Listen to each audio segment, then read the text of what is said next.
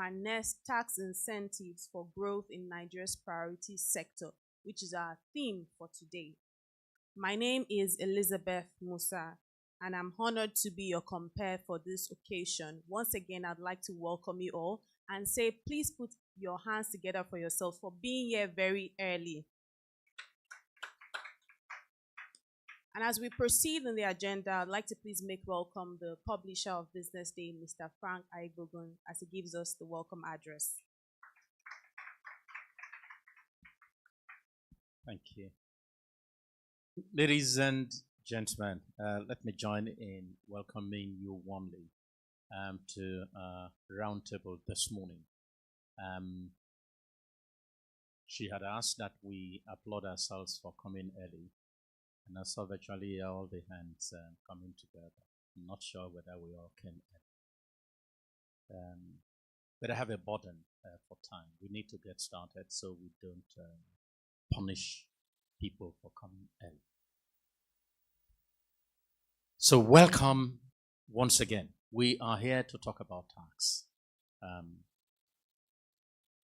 One thing that excites me about where we are is that this is the first time in Nigeria that we have had a national conversation around taxation. The very first time. You might say it's late, but as they say, better late than never. We are at a cross-section in Nigeria where two things are happening. There is, of course, the burden for fiscalizing the economy, for raising funding for the economy. But there is also the conversation around, and this is what democracy does, conversation around rights advocacy. And what I found very interesting in the tax debate is how different parts of the country pretended that the tax bills affected different parts of the country differently. In terms of geography, certainly it will affect you differently in terms of your income. It will affect you differently in terms of how you generate revenues. But I don't think, and I have not seen anything in the tax bill that is geographical, as some people wanted us to believe. But I'm happy that we have made significant progress. But I'm even happier today that the man who has led that process, Mr. Taiwo Oyedele, who's chairman of the presidential group, is here with us this morning. He has said this many times, and it made a lot of sense to me. At the beginning, many of the people who were talking about the tax bills had not even read the bills. And many were not even interested in reading the bills. In Nigeria, everybody has an opinion. But the opinion that really matters as we proceed today include the opinion of people like Mr. Oyedele. And I'd like to welcome him warmly and to welcome our panelists warmly as well. I have absolutely no doubt that when we are done today, that you would accept that the time you have spent with us this morning has been well spent. Once again, let me welcome you warmly and to say that we are indeed very delighted to be in partnership with our friends from Olaniu Ajayi, who are here to ensure that we stay within the law and perhaps provide some deep insight from the work that they do that will help shape our conversation here this morning. That said, all I need to do now is get away from your way so we can get going. Once again, welcome and thank you very much. Thank you very much to the publisher of Business Day. Please put your hands together again for him for that welcome address. And now we'll be going to our keynote address for today. And to give us this keynote speech is none other than the chairman of the Presidential Committee on Fiscal Policy and Tax Reforms set up by President Bola Ahmed Tinubu. He was the fiscal policy partner and Africa tax leader at PwC, where he worked for 22 years, including over 10 years in top leadership positions, gaining in-depth knowledge and diverse experience ranging from tax advisory and policy advocacy to business strategy consulting, leadership development, and policy design and execution. He has the mandate to carry out critical reforms bordering on fiscal governance, revenue transformation, and economic growth facilitation.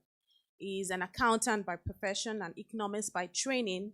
He is an author, keynote speaker, mentor, and commentator on finance, business, and economic matters. I mean, the list is endless, but we'll have to just keep it here because we really, truly value your time today. Please join me in bringing up to the stage Mr. Taiwo Oyedele, the chairman of the Presidential Committee on Fiscal Policy and Tax Reforms. Thank you very much.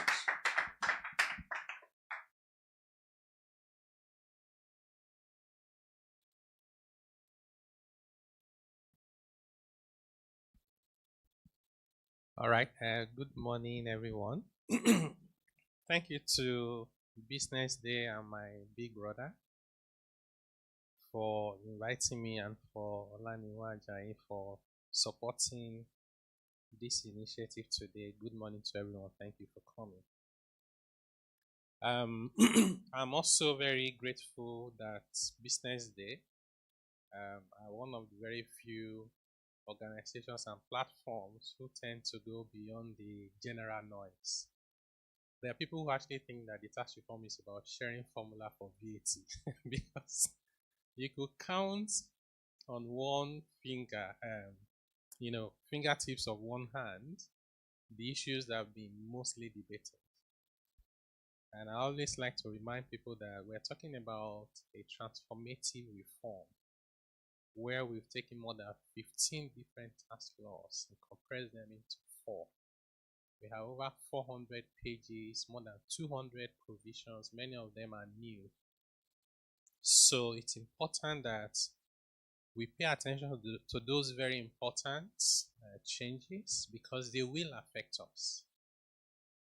And the other point is there are loads of opportunities that will be presented by those changes. But you will not be able to take advantage of the opportunities if you are not prepared for them, or worse still, if you are not even aware of them. So one of such provisions in the tax reform bills is the priority sector incentive. So before I go into that, just to do a quick refresher as to why we needed the reforms. I don't know why the reforms are necessary. It's because our fiscal space, the space for revenue, spending, and even how we borrow is constrained. We are not able to do the things we should be doing as a country. And the tax system is not conducive enough for growth. So our tax system has become an impediment to growth. It's holding us down. We can't move as fast. We can't grow as fast. And you would agree with me that Nigeria needs all the growth that we can get, particularly if we can make those growth to be inclusive. Our tax to GDP ratio has been one of the lowest in the world. The good news is, although this is not official yet, is that from just about 10% in 2023, we are now at about 13.6% of tax to GDP ratio by the end of 2024. Our target is to get to a minimum of 18% by 2027. So that is huge progress. We also recognize that that progress is not going to be enough until we can also demonstrate how that revenue is being used for the people. In 2022, the federal government spent about 97% of its revenue just to service debts. If that does not scare you, then you have to be from a different planet, because that means if you just continue with that for a few more years, it's total collapse, because it means that even salaries we're paying, you're borrowing to pay it. Once you get to that debt trap, it gets worse.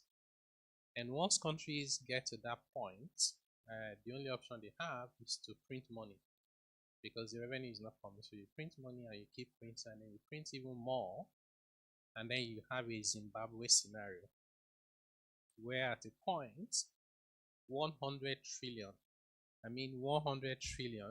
Zimbabwe dollar was barely enough to buy a loaf of bread. People were leaving money on the street because there was no point, right? You don't want that to happen to your country, but you need more than prayer. You need to take steps. So the good news is that 97 reduced to 75% by 2023, and the numbers are being finalized for 2025. We expect it should be in the region of 50%. So move from 97 to 50 in about 2 to 3 years is so remarkable. The budget deficit relatively is declining, and we're no longer monetizing budget deficit, which is asking CBN to print money for us to spend. They printed over 30 trillion naira during the past government, past regime. We also have issues around the tax policy, where there is significant amount of inequity. We put too much burden on our most vulnerable taxpayers, whether they are low-income earners or they're small businesses. We chase them around, make life impossible for them. People are transporting food items from one state to another. They have to pay taxes every ton. One of the truckers said that they budget around 700,000 naira when they are bringing yam from the north to the south, one trip. So that is why you would also notice that when you look at the inflation data, the difference between the rural and urban inflation for food should normally just be transport. But in Nigeria, it's around 500 basis points. So you can't explain that with transport alone. These illegal taxes are also a major part of the trouble that we are going through. Yam then gets to Lagos and the poor man cannot afford it. So that is not sustainable. Our tax system is not competitive, which means if you are thinking of where to put investment in Africa, we are unlikely to be the choice location. So 1 out of 10, when they come to Nigeria, it will be for other reasons, despite the tax environment, rather than in spite of it or because of it. Our tax laws were very old, ambiguous. We have multiple taxes, multiple taxing agencies, and the way we administer taxes is not efficient, very costly, very expensive, and there is also the lack of proper modernization and using of technology.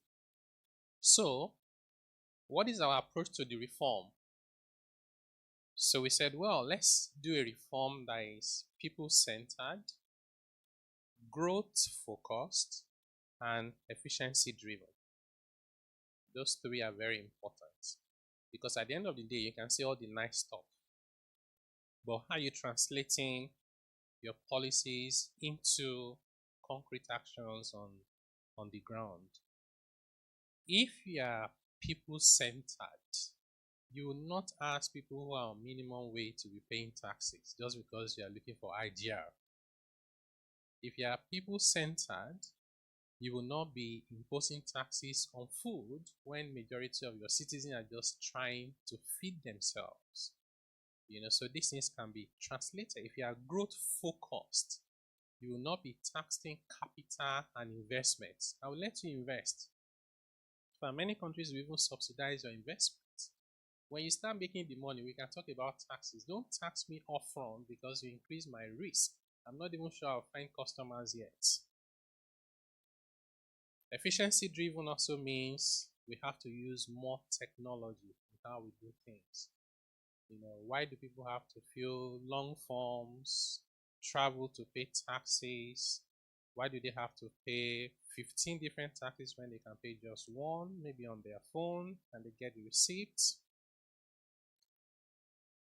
Okay, so all of those issues. So we have the fiscal framework around revenue, debt, and spending, including even how we look at government-owned enterprises, natural resources, government assets, and how do we ensure there's policy coordination, fiscal, monetary, trade, and investment in particular. But other policies are also important. For tax changes, Donald Trump has now made, I'm sure that by the end of 2025, one of the most popular words will be tariffs. I think that's almost guaranteed already. But some people don't realize that tariffs are taxes. This is tax. See the problem that tax can create for the whole world. Tax. Just tax. Because anything to do with, I think two things are very important to human beings and how we behave. One is anything that will affect your freedom. The second one is anything that will affect your pockets. So when it comes to taxes, including tariffs, they affect your financial resources. So people pay attention to that. So in Nigeria, we're looking at all of that. So there's the tax reform bills, which is what people know mostly about what we're doing. But even the tariffs are under review as well, because we know that some of the tariffs are not making sense. A manufacturer came to one of our sessions and he was really well prepared. He brought all the documents he got from customs and everything. So he came to me and said, I'm producing these products. If you import that product, it's duty free. But he is producing it in Nigeria, he needs to import some inputs and he has high duties. So he was asking me, do they really want us to produce anything in Nigeria? So I said, well, nobody would have sat down to design it like that, but maybe somebody wasn't paying attention. So we see a lot of that in different places where those things require a lot of redesign. So we are also focusing on fiscalization, which is really using technology to ensure that when you issue an invoice, the taxman gets a copy. And things are linked together. Since you can't sell to yourself, you buy from someone and you under disclose, you will know from the other person you bought from. We want to enable growth so that when the country grows, revenue will come as a consequence, including exports, including small businesses, and also promoting formalization. For example, in Nigeria, if you're a very honest person, very patriotic, you want to do all the right things, and you set up a business and it's Taiwo Enterprises, the maximum personal income tax you pay, no matter whether you made 1 billion profit, is less than 19%. Okay, about 18.6. That same business, the moment you register it as Taiwo Limited, that tax jumps to more than 40%. So the question is, in which part of the planet should you design a tax system that discourages formalization, when you also know that formalization is part of the ways to grow the economy and generate revenue? So these were things we have done to ourselves, I believe not by design, but maybe over time. Things just happened and we're not paying attention to them. So some of the deliverables that we have. This is okay on formalization. So you will see in the tax reform bills, you register your company with the CAC, your turnover in a year is less than 100 million, you pay 0% CIT, right? So what we're trying to do is tempt you, if I can use that word, we want to tempt you to formalize because it will be attractive for you. You're not charging VAT, you're not deducting withholding tax, you're not paying CIT. Of course, we want you to grow.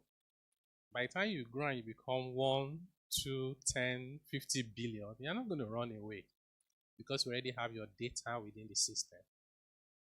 If you start a business today, chances are that it doesn't matter how small that business is, you are likely to have one asset or the other that you bought.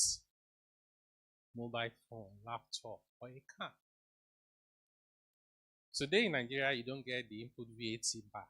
Under the reforms, we give you the input VAT back. Data we have globally shows that people are tempted at that initial phase to present themselves to the taxman because of the refund. But the reality is, once you present yourself, you are there. The day you start selling, you can't run away again. So these things have a way of paying off at the end of the day. So we also have deliverables around budgetary reforms, constitutional amendments. Some of the problems we are dealing with have their roots in the Constitution, like the fourth schedule empowers local government to tax us on wheelbarrow tax is there. It's so important to us, we put it in the Constitution. Bicycle tax is there. Radio, TV license or permit. In those days, you had a radio, you were a rich person. You had a TV. I grew up in a village where only 2 people had TVs, and they were black and white TVs that lived inside cupboard and they closed. You can't just open it anyhow. But we've gone beyond that. On our phones, we have radios, we have TVs. So what that means is all of us in this room now, we've not paid our taxes on our radio and TVs on our phones. But should we be collecting that in 2025? So the key performance indicators for us include ensuring there is enabling environment for growth, proper policy coordination, fair taxation, responsible borrowing when we do borrow, and sustainable spending as to how we apply the resources that we get. So what do we expect from all of these reforms? On the next slide, so I won't go through all the details because of time. So for businesses, we want there to be almost like de-risking businesses. Let's reduce your risk so that more businesses will be viable. Those that are viable will thrive even more. Let's lower your tax burden. So unfortunately, as many of you may have followed, the governors disagree with us on reducing the CIT rate because they don't want us to increase the VAT rates. We thought increasing VAT rates on limited items, reducing VAT to 0% on basic consumption, and reduce CIT rate significantly was a good way to stimulate growth. But we understand that you can't get everything done at once, and sometimes you may need to take a step back and say maybe it's not now, maybe it should be later. But even without the CIT rate reduction, which we had proposed should come down from 30 to 25%, we still have other provisions within the bills that will lower the burden of tax on businesses. Competitive tax regime, including the economic development incentive that I'll speak to briefly. Then for households and individuals, to provide some relief for them and also to lower their tax burden, as well as provide opportunities for individuals, small businesses, and households. For government, clearly, when the economy grows, government has So you want to be the king of a village that has resources, not a poor king, right? So when your economy grows, you earn more respect, you have more resources, and therefore the mandate of leadership, it's easier for you to deliver on. Mobilize revenue for government so we don't print money to spend, we don't keep borrowing, and to ensure there is fiscal sustainability. With our fiscal balance being healthy, addressing distortions because we have distortions that have been created. You and I are doing the same business, somebody has the access to get the waivers and the exemptions, and you don't have the same access, and you operate in the same industry. Or someone is in a free zone, or they have been designated as a free zone, and they're producing the same thing you are producing and paying all taxes, and they're selling to the same domestic markets. That's big distortion. It creates an unlevel playing field, which is not fair and sustainable. So the last slide I will discuss with you is to now discuss the economic development incentive scheme, which is the topic, the focus for today. So we have different kind of incentives in the Nigerian tax system today. One of the most popular and most commonly referenced is the pioneer status incentive. So pioneer status incentive was developed first on the basis of you are pioneering something. You are doing something that we don't have in Nigeria. We used to import it to help us do import substitution and all of those kind of stories. And once you meet certain conditions, you are given the pioneer status for 3 years. If you meet the conditions again, may be extended for another 1 year and another 1 year, making a maximum of 5. So you can get it for 3, 4 years, or 5 years. But looking back now, we see a lot of loopholes. We see a lot of areas where the design could have been better, such that today you can get pioneer status and tell government all the good stories about what you want to do. Once you are given the pioneer status, you can be importing the items for which you get pioneer status. And because those items have been declared as pioneer products, you still don't pay tax. You can play the game as you want without paying taxes. We also have issues around when you are enjoying that pioneer status that the law says 3, 4, or 5 years, we preserve some of your tax attributes without going too technical, such that when you are done with the pioneer status, you have those additional benefits that can extend that's your pioneer status to even up to 10 years, depending on the size of those attributes. For example, the assets you use for the business are frozen in time, and they are considered to be assets acquired after you are done with the pioneer status. So that's when you now start claiming deductions for those assets. So in other words, the pioneer status incentive makes it difficult for government to actually estimate how much they were giving away because there were so many things that were not clear. Investors cannot estimate how much they are getting precisely. Government cannot estimate how much they are giving away precisely. And really, what's even most important is what value do we get for the tax that we give away? Value for money. There was no scientific way of calculating that benefit to the economy. And there are also issues like even when you're applying for rates, how much fee should you pay? Should you pay a fee to apply? How much fee should you pay? And so many other things. So we said maybe this is an opportunity to just transform this whole incentive scheme. That's not the only one, but this is a major one. So we came up with economic development incentives, and we said we'll focus on priority sectors. because it's not that the sector is pioneer. I don't know any sector you can really pioneer in the world, but a country can decide that this sector is a priority sector for them and give them special incentives. So these priority sectors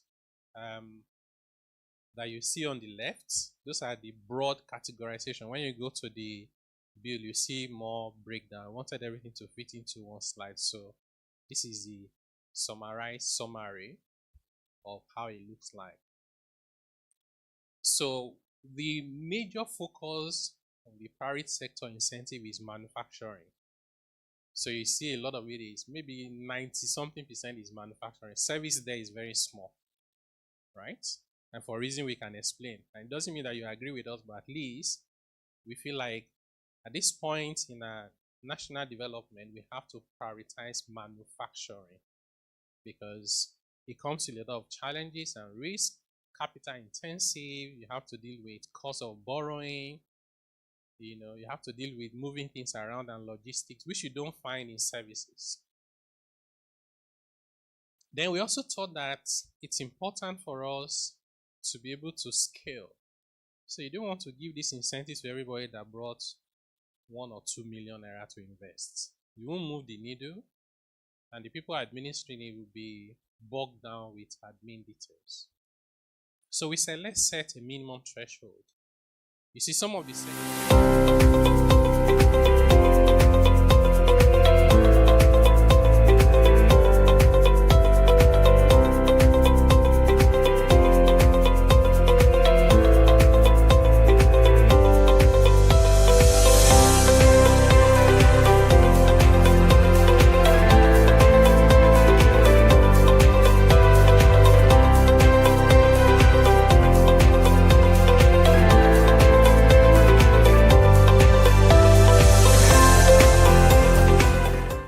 Okay, good morning and welcome to the morning market brief today, Thursday, May 8th. We're going straight into the market headlines. The NGX continued this bullish run yesterday. This week we've seen the NGX advance by more than 3%.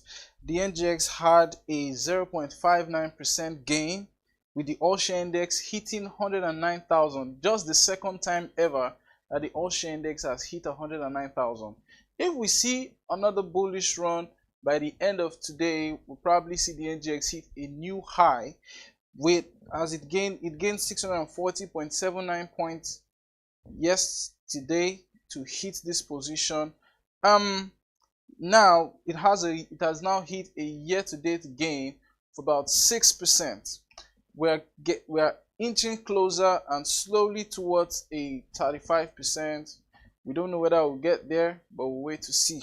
So the market activity today was driven by intense market action, as we saw 587.46 million shares traded in deals worth around 18.659 billion naira.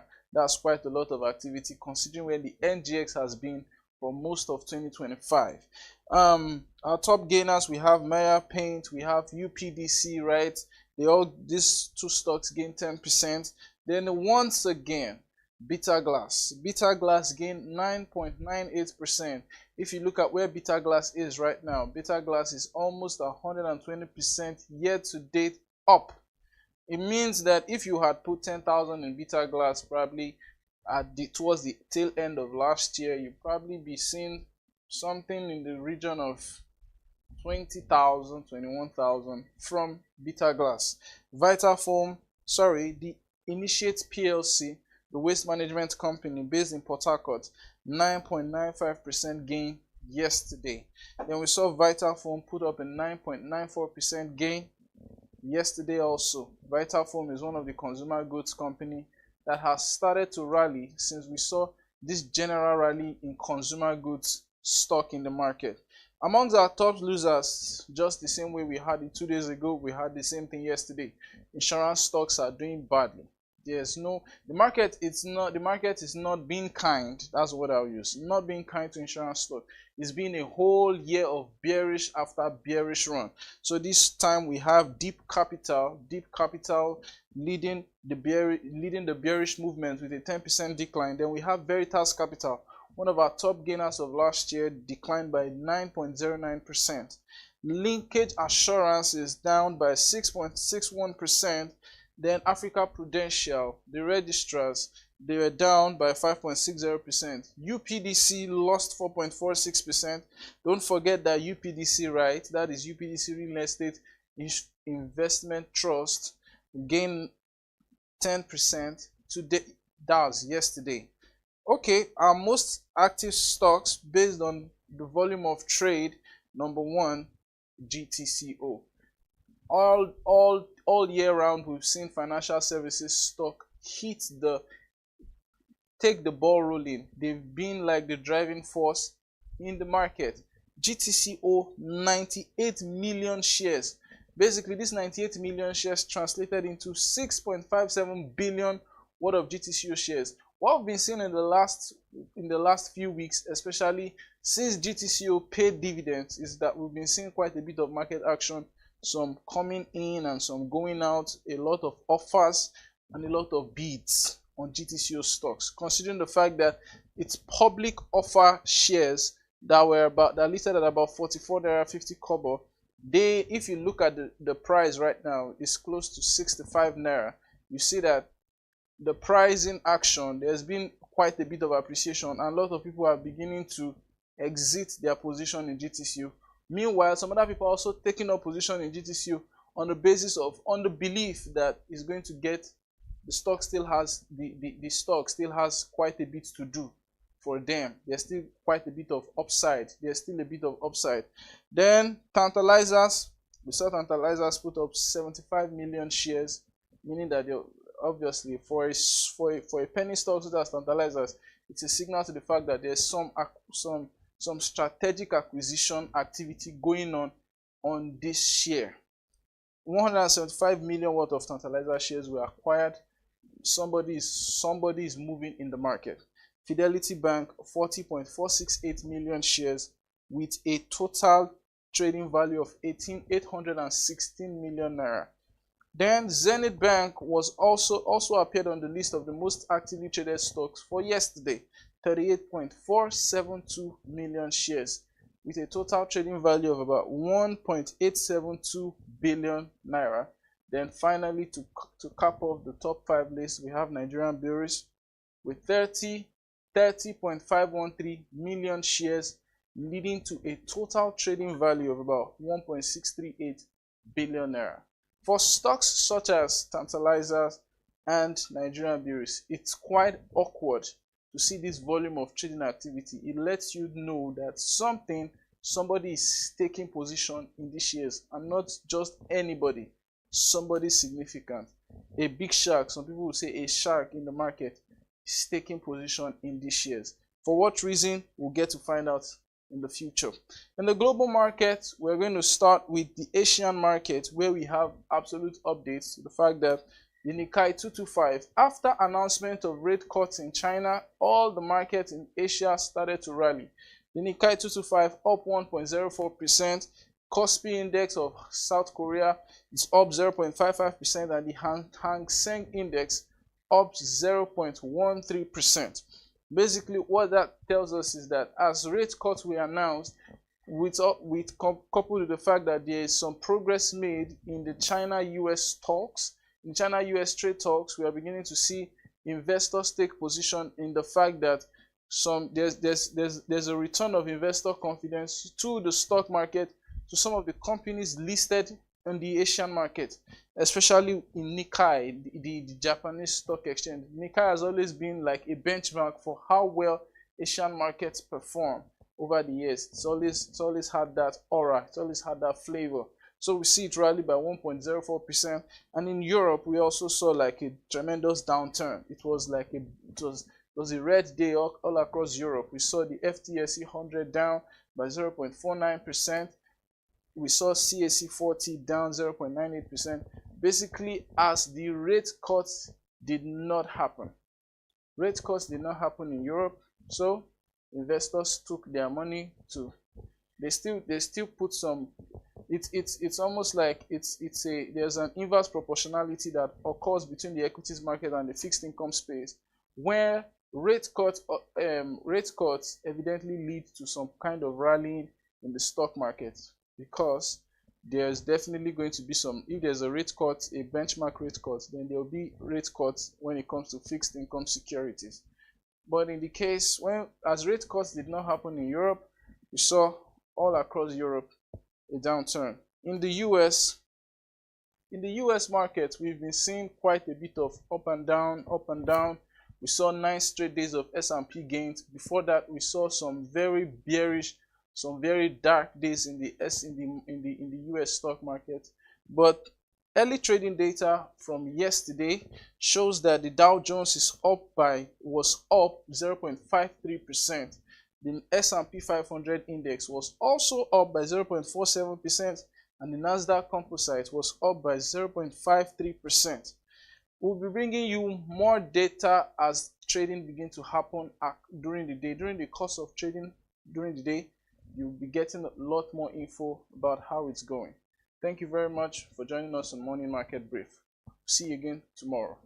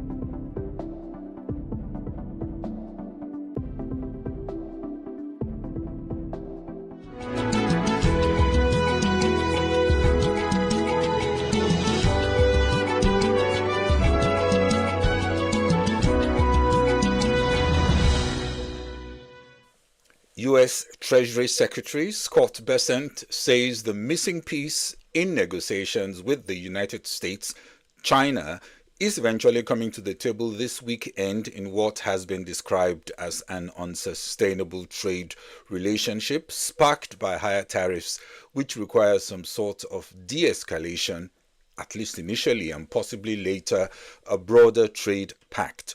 Top US officials are set to meet with a high-level Chinese delegation this weekend in Switzerland in the first major talks between the two nations since the US administration announced stiff tariffs on imports. Bessent also yesterday said the US may want to decouple over what is seen as strategic industries like steel, medicines, computers, and strategic manufacturing, but not a complete decouple for less strategic products. Hello and welcome to Global Business Insights, where we look closer at headlines moving markets to equip viewers with perspectives to help them thrive in an increasingly peculiar business environment. On the agenda at the US-China-Swiss meeting could be the issue of computer chips trade. NVIDIA CEO Jensen Huang is calling for unrestricted flow of powerful artificial intelligence chips to countries like China, adding that free flow of chips would help bring back tax dollars to the US and create jobs. The US administration slapped restrictions on shipment of NVIDIA's H20 chips to China without a license, a move set to protect national security, but which also forces NVIDIA to take a $5.5 billion quarterly charge. Meanwhile, US stocks were down again yesterday as tariff tensions weighed on sentiment. Trump spoke of pharmaceutical import taxes due out in the next 2 weeks, and at a meeting with Canadian Prime Minister Mark Carney, he reiterated his desire to bring production of cars, steel, and aluminium to the US. Still, in the US trade deficit widened to a record high in March as businesses boosted imports of goods ahead of tariffs, which dragged gross domestic product into negative territory in the first quarter for the first time in 3 years.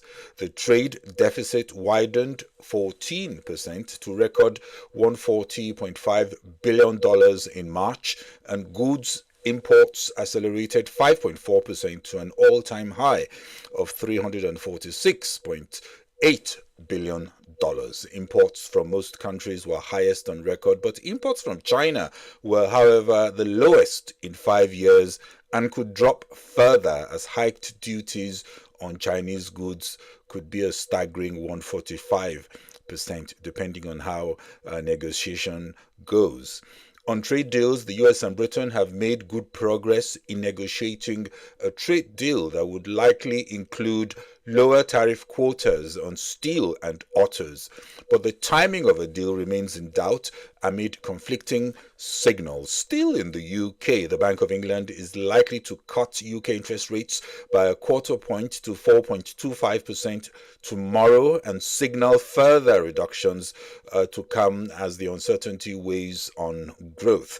The Bank of England's Monetary Policy Committee will announce its latest rates decision against a backdrop of mounting concern over the potential for US policy to derail the global economy.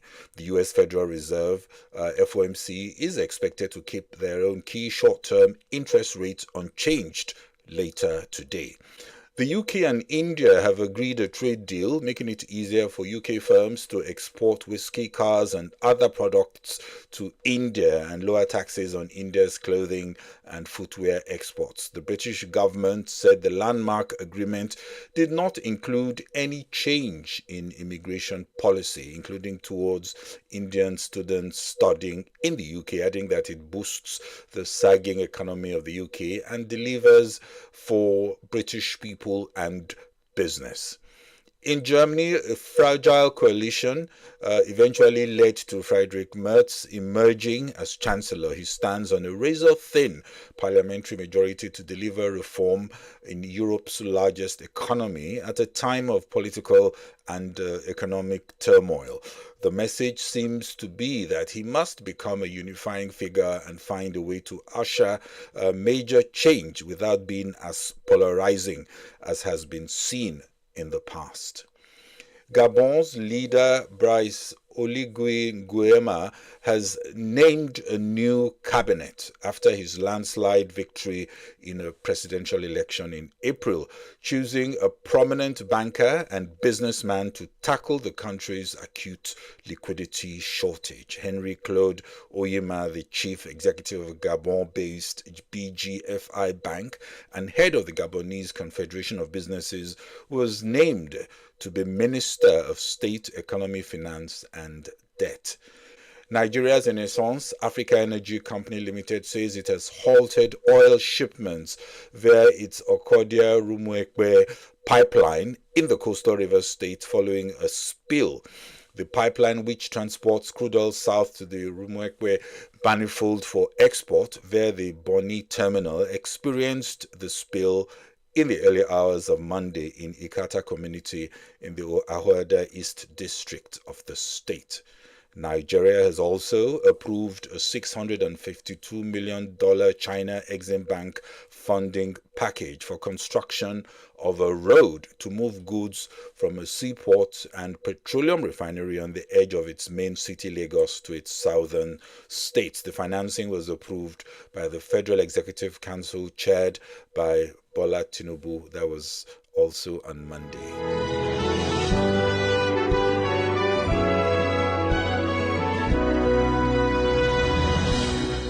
Will the new focus made in Nigeria make a huge difference? Our deep dive is on a trend of a world that is renegotiating trade barriers and trade terms. Sometimes we see barriers going up, in some cases they are going down. In the UK, for example, in a deal with India, more barriers were dismantled, hopefully to support revival of a weak UK economy. But in Nigeria, the president is pushing Made in Nigeria as local industries will be getting priority in government spending. The president is set to sign an executive order that will direct government spending towards Nigerian-made goods and services, and there will be no imports unless a local option is truly unavailable. The goal is to boost homegrown industries and keep more of the country's $34.3 billion budget circulating within Nigeria. Europe has a similar strategy, making it clear that its huge defense additional spend will be administered in a way that favors European defense companies. US is also pushing to decouple from the rest of the world in what it has called strategic manufacturing sectors. Nigeria also needs to accelerate economic growth, as the outlook suggests there is need for fresh growth catalysts. Is this going to be one of those growth catalysts? The answer has to be perhaps yes, but certainly this policy needs to be supplemented with reform in other areas. There are three very important considerations. First, Nigeria needs to address the shortage of electricity with a war room approach. According to Power Minister Tunji Adelabu, a newly launched National Integrated Electricity Policy (NIEP), that is a comprehensive national roadmap aimed at transforming Nigeria's struggling power sector in line with global practices and the provisions of the Electricity Act 2023, will support an accelerated pace in terms of the momentum of improvements. The new policy framework will also integrate renewable energy adoption, energy efficiency measures, climate resilience, and we would also have improved regulatory oversight, setting the stage for a modern and inclusive power sector, and will also address the familiar gaps, which will include infrastructure deficit, lack of capital investment, regulatory bottlenecks, and monopoly structures in distribution and generation. The policy also encourages the growth of state electricity markets and supports a decentralized but coordinated energy planning model, allowing subnational actors to play more active roles in electricity management. The focus, and rightly so, must be to enhance greater investor confidence, more efficient power delivery, and improved service quality across the country. Like I said, the key word has to be increasing momentum. Second, Nigeria needs to attract investment and needs a business environment that incentivizes infrastructure development. Investors do not like a protectionist environment, though they will understand the need for some measure of ensuring you get better value added locally. A strategic upgrade of local operations is also needed by beefing up local skills and supporting local capacity expansion. That could be supported by directed funding and more institutional support. A new emphasis on attracting investments in strategic sectors is certainly key. Third, we need to understand that there are industries we cannot just keep acknowledging that there will be major gaps in local capacity. There has to be a deliberate plan to attract investment to build this capacity in the medium, maybe long term in some cases. Call this a strategic local manufacturing initiative. In sectors like essential manufacturing, I would say things like shipbuilding, car manufacturing, computer components and chips, defense equipment, and in the new digital technology space. Nigeria needs generous incentives to attract the big players who are able to move fast in these sectors and take advantage of the size of the Nigerian market and get Nigeria more entrenched in the value chain in these strategic areas. Again, investment in skills and capacity support, even possibly tax incentives, could be additionally introduced to support progress in all these areas. The Made in Nigeria mantra has been heard before. What has been lacking is a more comprehensive ecosystem that facilitates economic growth in a way that is sustainable, albeit that we know that maximizing local value add and encouraging Nigerian players in a protected market does play a major part, but that will not be enough. My conclusion: to support Made in Nigeria, Nigeria needs a trade and investment policy which would include pacts with countries like India, Saudi Arabia, Malaysia, Japan, countries that are not on the crosshairs of the ongoing global trade drama. Also deepening intra-African collaboration, especially with the more advanced and major economies like Kenya, Egypt, and South Africa. ExxonMobil is planning a $1.5 billion investment in deep water exploration and development, putting to rest the company's rumored planned exit from Nigeria.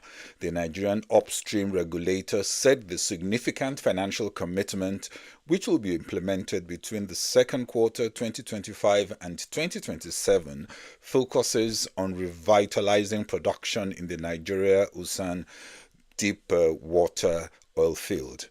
In a positive sign on Germany's economy, factory orders over the month, that is, contracts for goods made in Germany, rose 3.6% in March after reporting no growth in February, beating estimates of 1.3%. Germany's industrial orders also climbed 3.8% year over year in March compared to the previous decline of 0.2%. Asian stocks were mostly higher in a tepid cheer to the possibility of the escalation of tensions in the China-US trade situation. US stock futures were also higher, and the dollar and oil prices also pushed up. Oil rallied more than 3% in the previous session as the US and China agreed to start trade negotiations. Chinese authorities have announced a raft of stimulus measures, including interest rate cuts and a major liquidity injection, as Beijing steps up efforts to soften the economic damage caused by the trade war with the U.S. This came shortly after U.S. and Chinese negotiators announced plans to meet in the weekend. China's central bank is lowering the borrowing cost of its 7-day reverse repurchase agreements, its benchmark interest rate, by 10 basis points to 1.4% effective May 8. Well, that's all on this special edition of Global Business Insights. Thanks for watching. This is Bode Oshosami. Bye-bye.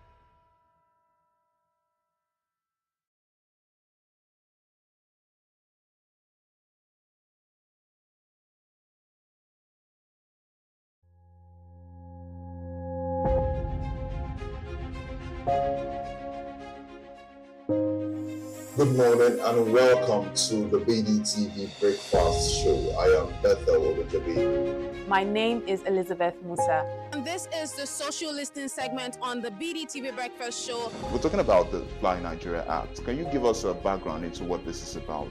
We are here today on the streets of Lagos, Nigeria, to gather opinion about a pressing issue. I go look at the cost of petrol. We get very for Nigeria, we dey suffer. The income is not really increasing, but the prices of items are increased. Nothing like savings again, no. You only pray for that money to reach you that month. There's a lot of high pressure, a lot of stress. There's a lot of high targets to be met. I was quite strict. In my mind, I said, looking for my hand, my picking go spoil.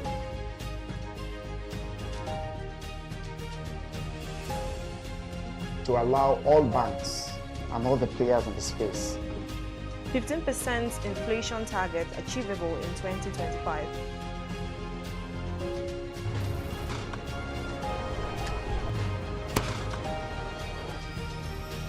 The command and vision philosophy of both the Chief of Defense Staff, the Chief of Army Staff, and indeed all the service chiefs.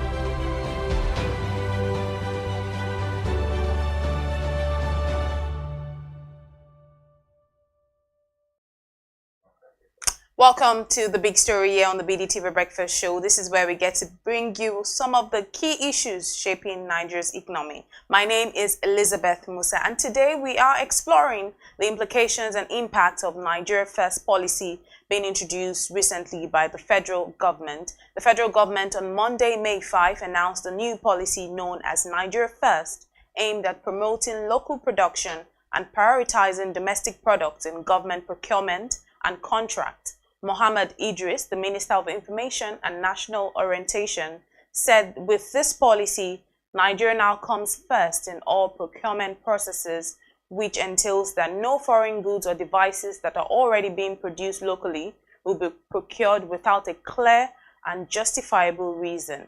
Since this announcement of this policy, there have been reactions from key stakeholders within the economy, especially members of the organized private sector of Nigeria, who have welcomed the initiative, albeit cautiously.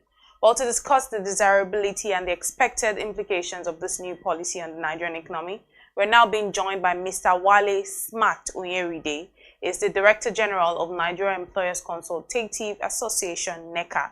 Of course, you're welcome to the show, Mr. Onyeride. Thank you and good morning. Good morning to you, sir. Let me start by asking you this morning, why does this policy why does it seem exciting to the organized private sector? Thank you. You know, it's beyond the excitement that we feel as the organized private sector. I think the nation also, every critical stakeholder should be happy that there is a definitive pronouncement about this policy, because not because of itself, but because of the consequential effects, positive effects that we believe it will bring to us. It will surprise you that last year or 2 years ago, or in the last 24 months, the level of unsold stock that the manufacturers have to deal with was running to over $500 million. Over $1 billion unsold stocks. And the reason why you have that is because our propensity to patronize foreign goods, whether they are superior or not, our propensity to buy foreign goods is very high. And invariably, we are all contributing to the demise, the strangulation of local manufacturing. And as a country, we really cannot grow once where our propensity for export, for imports continue to increase. So for us, putting a cap on it, make the Nigeria First policy, we help the local manufacturing, the local industries to actually grow and thrive. The more they grow, the higher our propensity to create jobs, the higher our propensity for government to make revenue, the lesser pressure we'll have on forex, because in 2023 alone, over $49 billion was expended on imports. And if you can conserve that pressure on forex, it also have some level of consequential effect on the value of the naira. So all in all, we believe it's a positive direction that we have canvassed for a long time. Now, beyond the positive nature of it, government need to go beyond the first policy and actually make production at the manufacturing and services level competitive. Because the fact is, if we say Nigeria first, and the unit price of every goods or service coming from Nigeria is higher than what an average person will get from overseas, the pressure will also be there to try and conserve cost and buy from where it's cheaper. So it's not only about the Naira First policy. The government must also look at what are the impediments to production. And until we address that, then this policy will be just a policy on paper. And let's talk about the fact that this is not the first time that we've seen a policy pronouncement that was actually welcomed by the organization of private sectors and other stakeholders in the economy, but it turned into a failure due to a lack of commitment to implementation by the government. What do you think will make this one different from the previous ones? Itself will be the conscience of this policy. We will monitor it. The government has said ministries, department, agencies must not buy foreign products for substitutes. And for many of us in the private sector, we're already doing that. We've changed significantly from the 5 days suit and tie for most organizations. Organization like ours, I've said, look, employees can wear, statutorily, you can wear local fabrics, Nigerian fabrics, 2 or 3 times a week, so that the local textile industry can also grow. So if government can give life and show leadership at the ministry level, people can buy locally made products. You can wear Ankara to the office. We can also, the Ministry of Education can encourage the schools, instead of their uniform for secondary, primary schools can be, even nursery schools can be Ankara based. It's just this nationalistic verb that we need to make this work. Beyond government itself, I think all of us must play our very important role in making this economy grow. Without that concerted effort, without that commitment that we want it to grow, it will really not grow. But government must enforce at the MD level, government must enforce at the presidency level. The National Assembly must be seen to support this policy in the context of the procurement, even from the National Assembly. And then it trickles down once we all realize that, look, the government have shown leadership. But we must not take this for granted.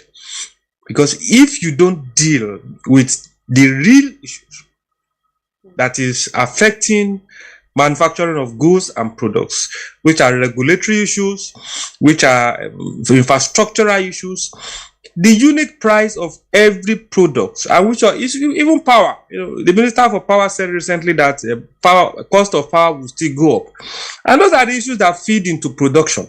And you cannot like the FCCPC will try to do some time ago, trying to go to businesses, go to supermarkets, contending with the cost price, the selling price of goods and services. If you don't deal with the input cost, then you can't really achieve much.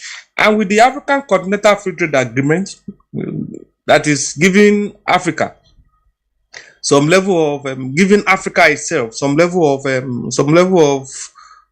free entry and free exit. We will just also have to be careful, because products can come from within the African context, within the protocol of AFCFTA, within the protocol of ECOWAS.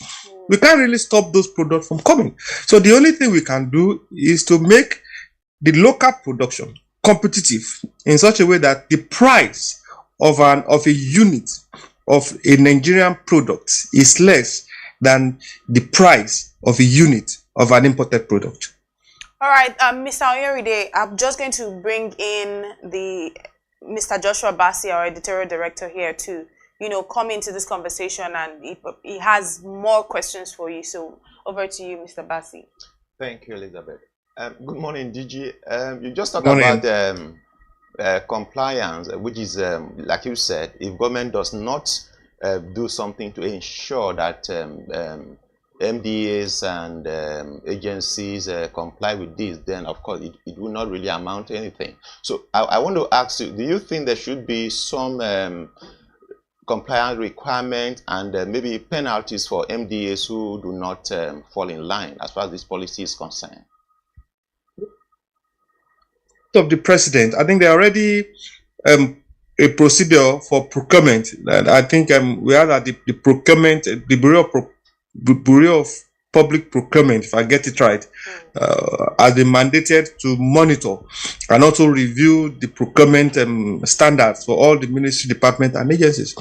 But there should be a monitoring process, a monitoring organ to actually enforce these processes. For us in the private sector, there's no issues. We want Nigeria first. For our colleagues in organized labor, there is also, we believe there is no issues, because the more we patronize Nigeria, made in Nigeria, the more our capacity to create jobs, the more our capacity, our GDP will grow. So for us, there's no real issues. It's at that MDA level that government have to weigh in the big stick, that if you flout it, then there will be consequences, very big consequences. All right, and how should private employers adjust their procurement and sourcing strategies to actually align with the Nigeria First policy mandate? You know, for an average business, what he doesn't want to do is to go to the market either through the official market or the parallel market, quote and unquote, to go and spend money on dollars. Well, you can get that product here. It's adds to the cost of production. So an average business owner will rather source for raw materials here because it saves you from the pressure of sourcing for dollars.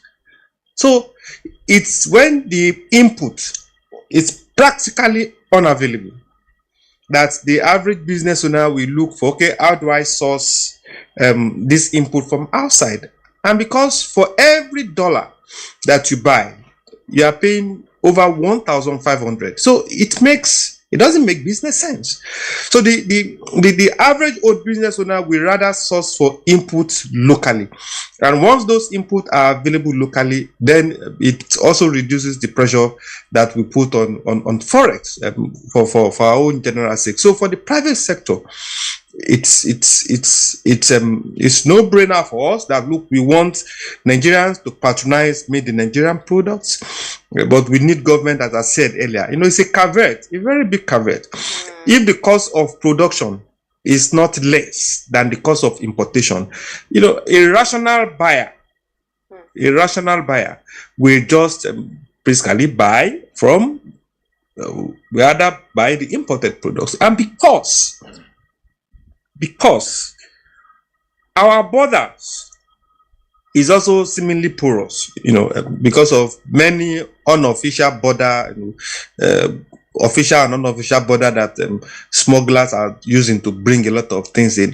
You know, if this is not done to equip or to protect the local manufacturing, we just realize we have created another opportunity for smugglers to bring in those goods that we don't want imported into this country, because the cost of production in those places is still cheaper than the cost of production within the Nigerian context. So beyond the policy pronouncement, we urge Mr. President, as he has done and will continue to do, to also take a look at what are the impediments to production. As I mentioned them earlier, regulatory issues, power issues, infrastructure issues, and those are the critical issues that can make production quite uncompetitive in this country.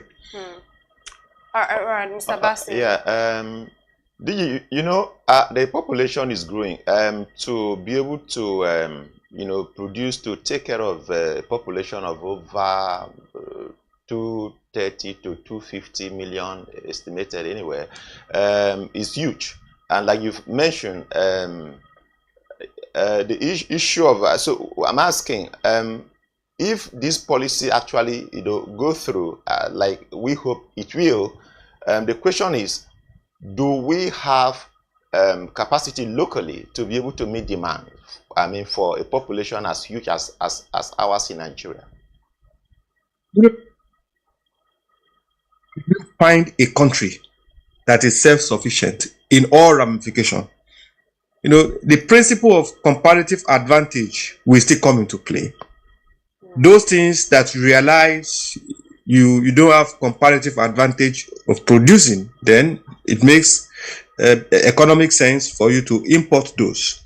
But the ones you know you can produce, it doesn't make economic sense for you to import. So we cannot absolutely, in absolute terms, feed ourselves. That's the reality of it. Even if we can feed ourselves, there are certain elements within the course of that value chain of production that by nature, by nature, you are not endowed to produce. So those, you can create some leeways, you can create some exceptions. And I remember when I listened to the president, or I read the president's speech, there was a caveat that peradventure there is need for you to absolutely import, then there is a process for approval of that import. I think those are caveats that have recognized the fact that you can't basically produce everything. You can't basically have everything, because no country, as I said, is self-sufficient. But those exceptions, there must be those exceptions must be regulated so that the discretion to import is also regulated. And that is exactly what we are saying. Now, for our population, it ordinarily should be a blessing for any business owner, even for the country, that our population is large. We should be able to feed our population. But the risk is this, if we are not careful, this blessing of population might be exploited by other African countries, because the more they can produce, the cheaper they can produce, the more attractive cheap products will be for the average Nigerians. The average Nigerian whose disposable income is also progressively coming down. So at a point, a rational consumer will ask himself, do I go for quality or I should go for survival? And at that point, the cost of the goods, the unit of goods, will come into play. So we don't have option. We just have to create an environment where production is cheap and where the average unit cost of producing a unit of product is also competitive in such a way that is more economically convenient to buy the Nigerian option than to go for the foreign option.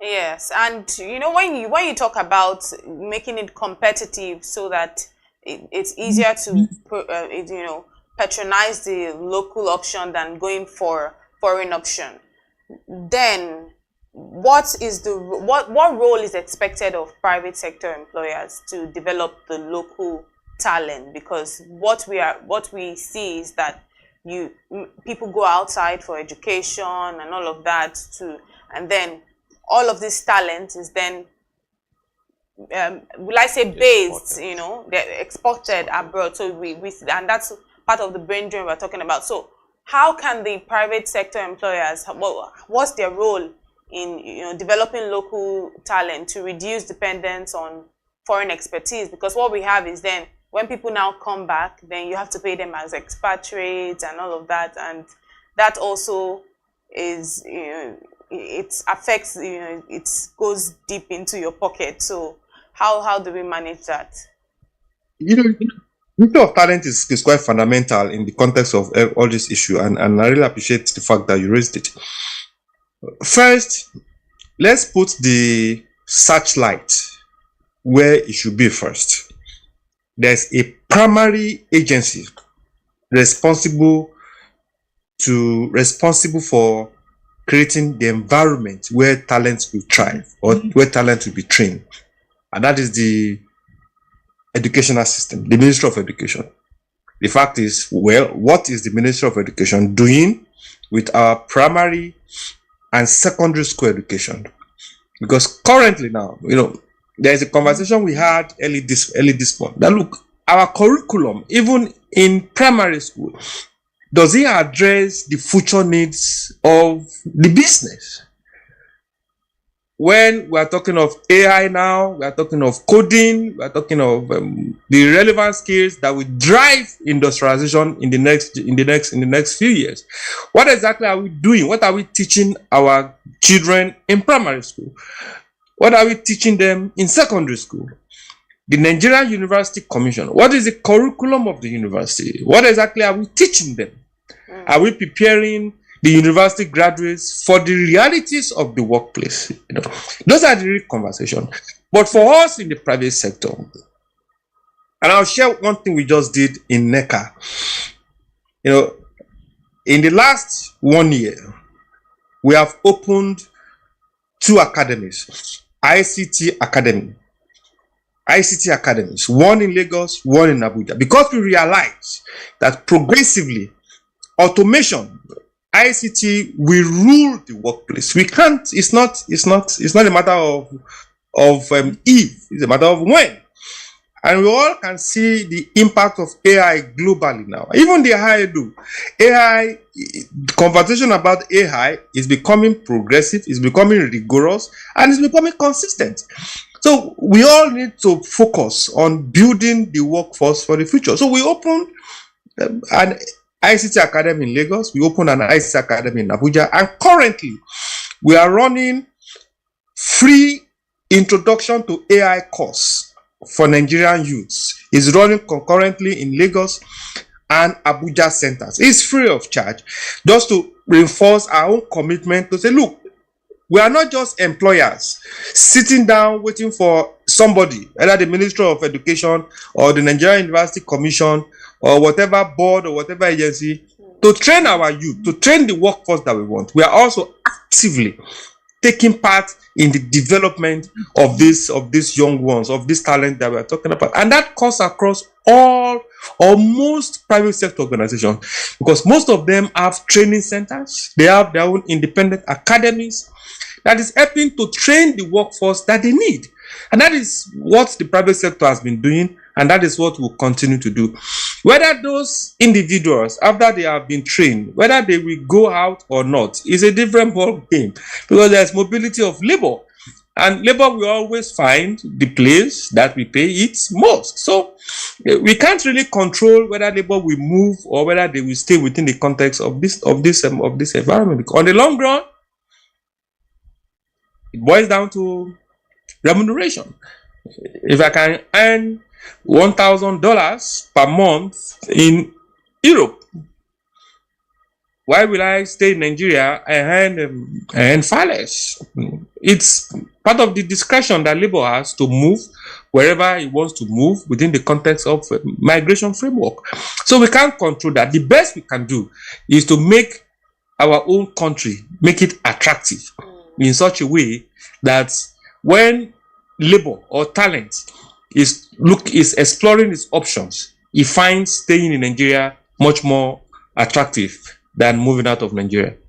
Right. And are there any sort of incentives or support that the government is offering to private sector employers who are aligning with this Nigeria First policy in their operations?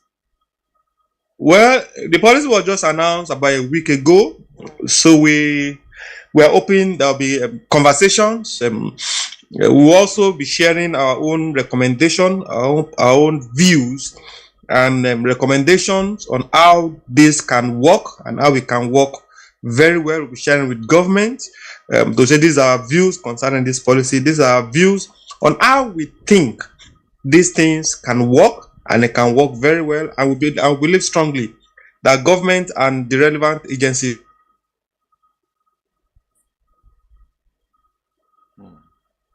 All right, I think we have a little bit of a technical hitch there, but we're speaking with Mr. Wale Smart Oyeride.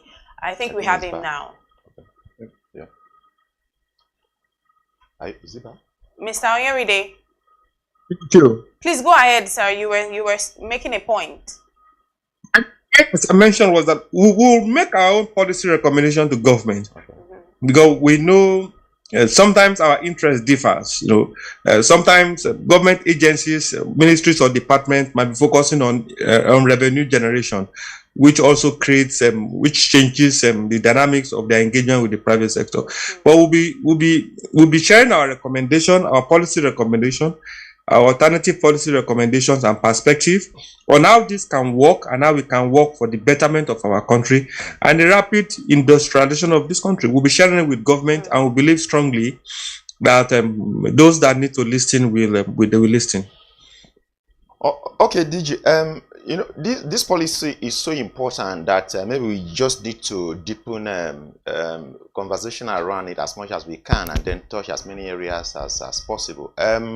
What are key things that make people actually go for cheaper goods? You've mentioned it. If government doesn't do anything to actually bring down the unit cost of what it is that is produced in Nigeria compared to what is coming in, of course, people will always find alternative to what is produced in Nigeria if it is higher in terms of price than what comes into the country. But I want to ask you a question on what do you think government can do, because one of the things that make people go for cheaper things is that there's the high level of poverty in the country.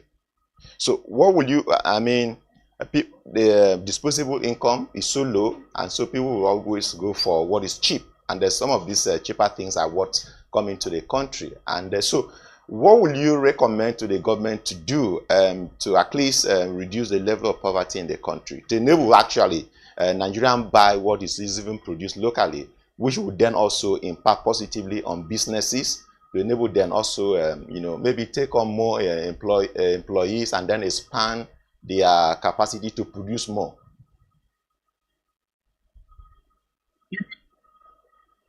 It's relative. Now, you can, during the conversation of the national minimum wage committee, there was a serious conversation we had then about the need for macroeconomic stability.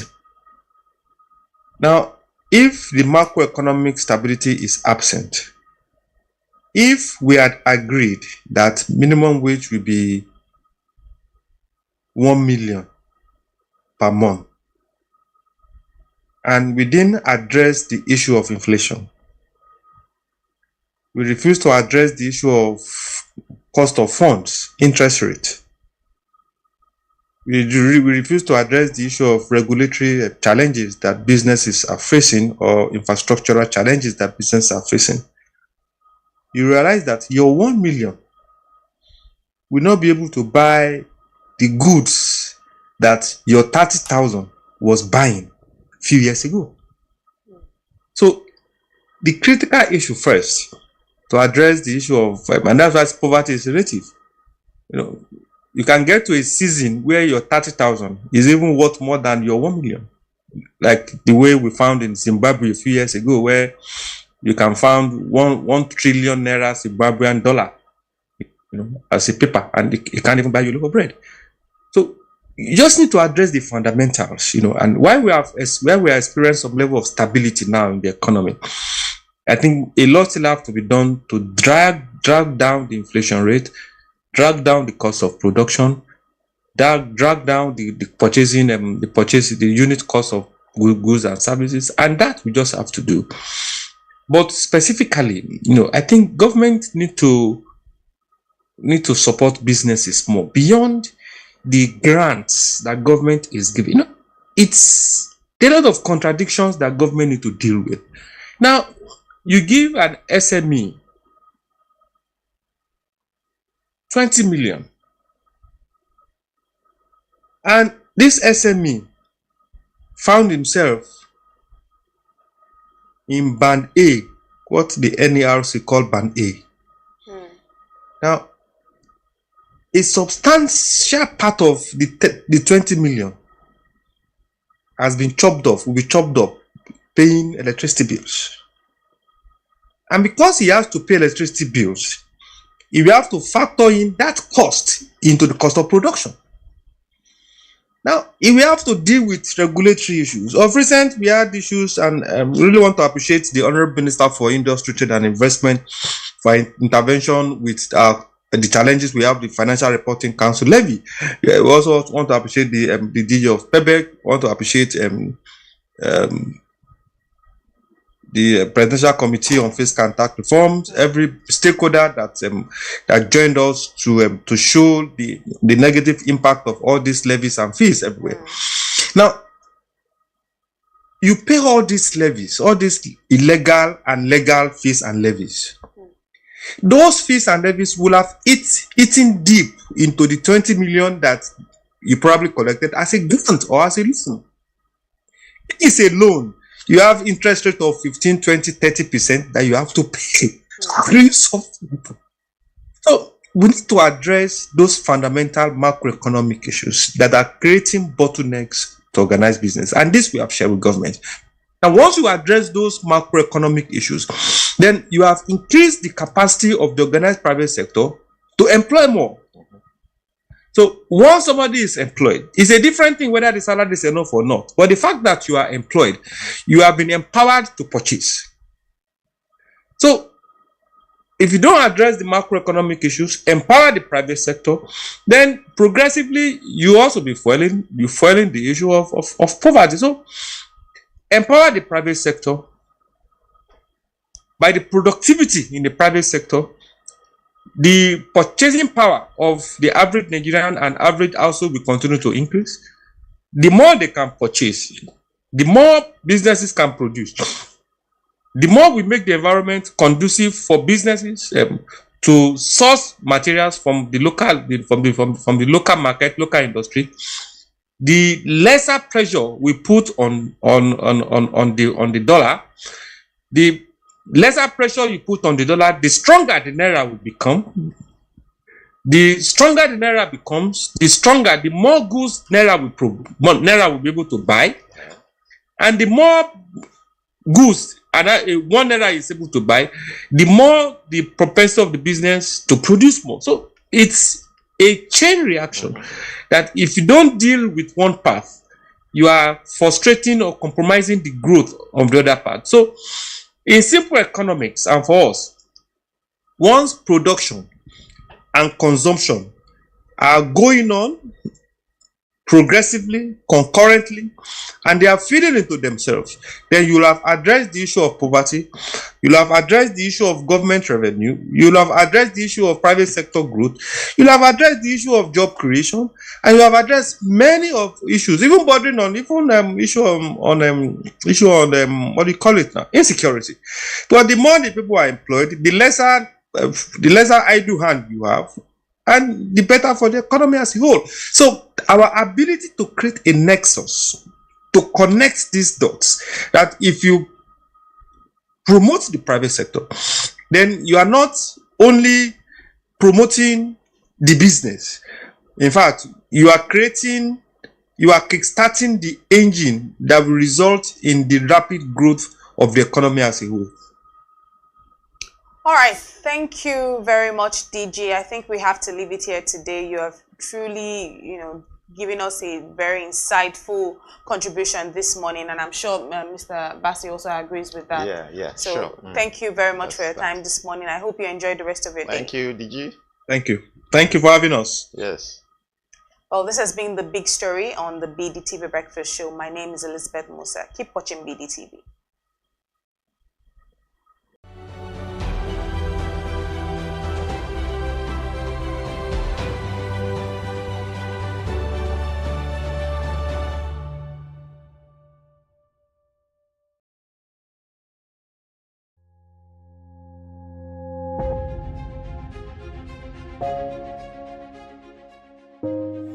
Good morning and welcome to the BDTV Breakfast Show. I am Bethel Oladabe. My name is Elizabeth Musa. And this is the social listening segment on the BDTV Breakfast Show. We're talking about the Fly Nigeria Act. Can you give us a background into what this is about? We are here today on the streets of Lagos, Nigeria, to gather opinion about a pressing issue. I go look at the cost of petrol. We get very for Nigeria with the suffer. The income is not really increasing, but the prices of items are increased. Nothing like service again, no. You only pray for that money to reach you that month. There's a lot of high pressure, a lot of stress. There's a lot of high targets to be met. I was quite strict. In my mind, I said, looking for my hand, my picking go spoil.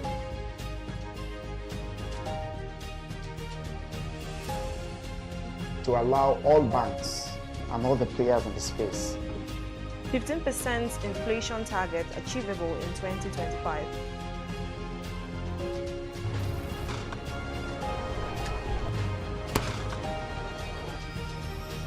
The command and vision philosophy of both the Chief of Defense Staff, the Chief of Army Staff, and indeed all the service chiefs.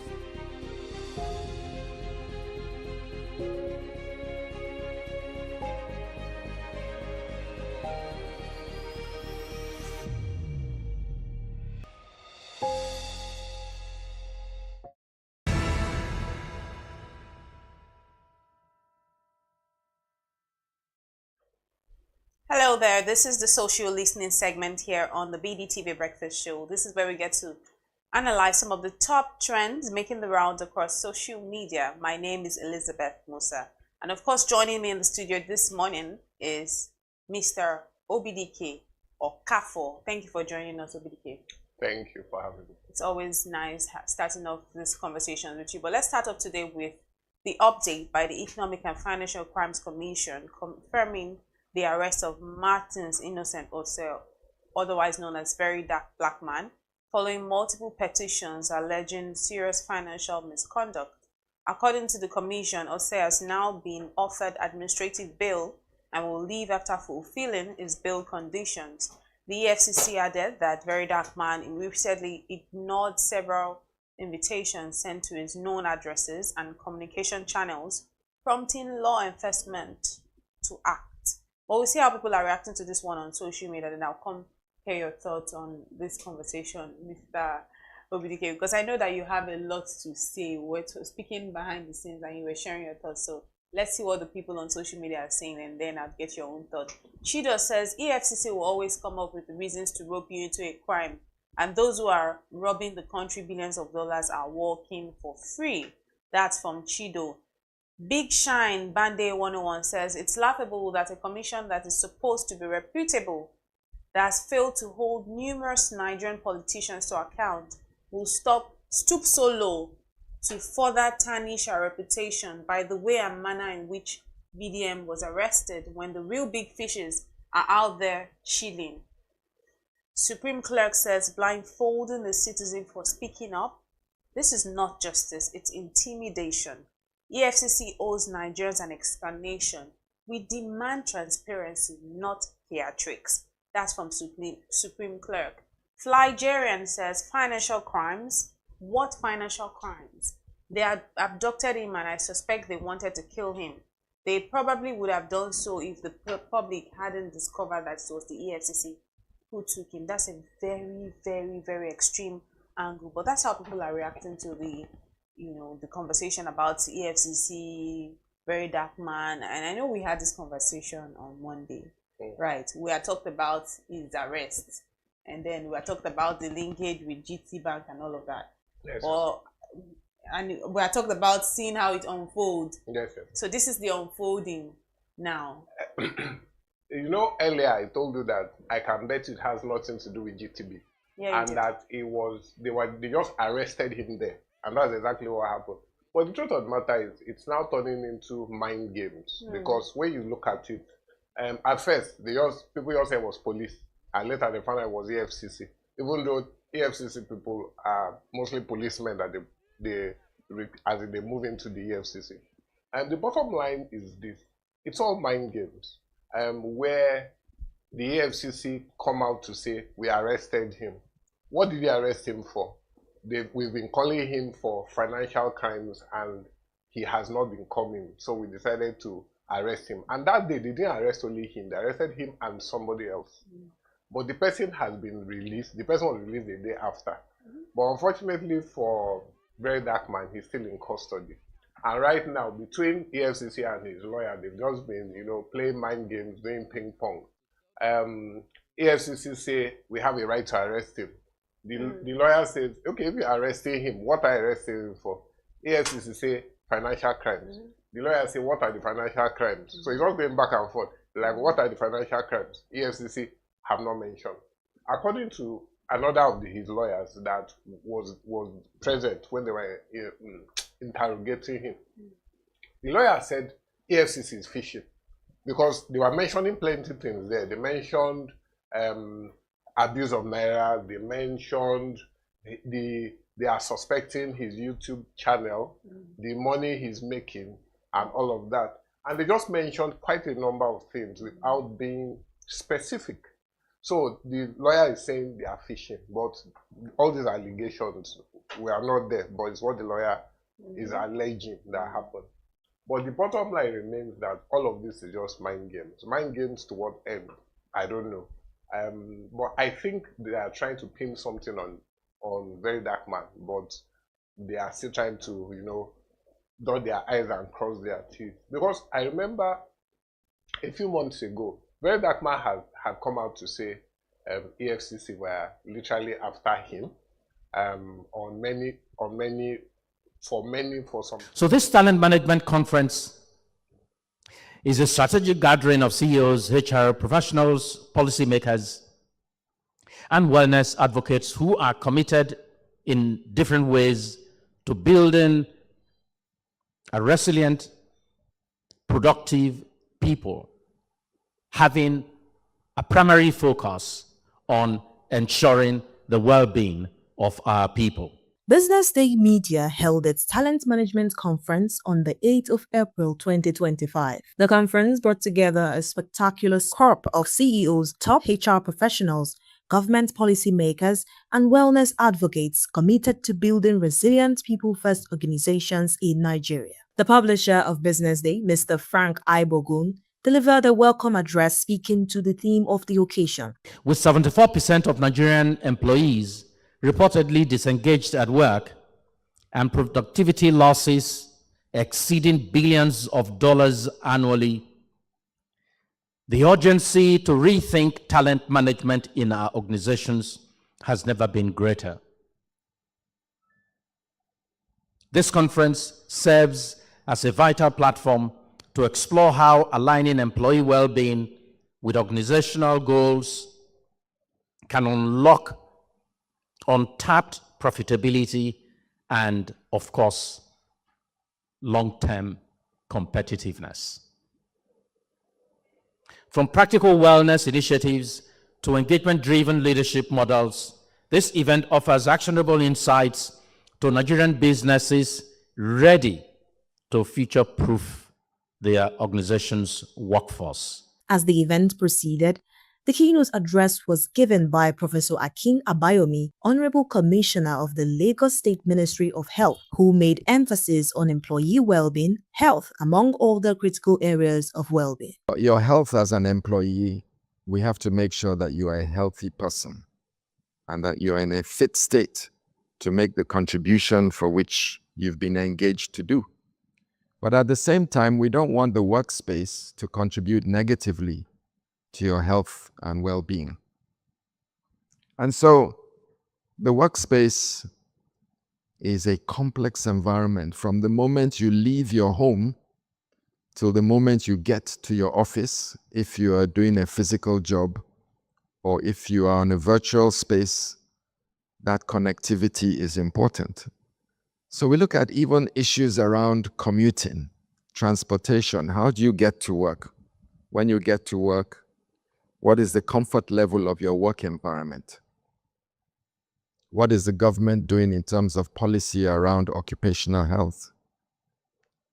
What is the government doing about recreational spaces around your work environment? Do you have to get up at 4 o'clock in the morning to get to work?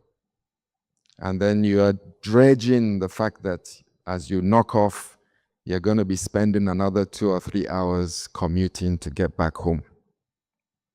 So, government's role is very holistic.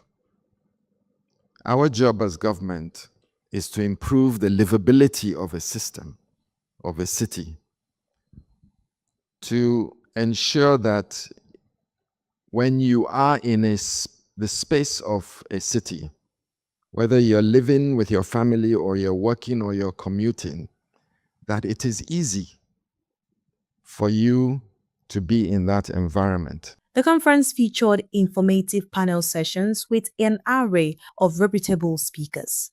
Wellness is encompassing. Wellness is very personal. I can't build a wellness initiative for you. You have to build it with me. And that's why we use what we call the EIP approach. Employee involvement and participation. This comes with our 4 phases. And the first phase is we will have what we call the wellness risk assessment. I want to know what is about your health life, your financial disposition, what is your psychological state.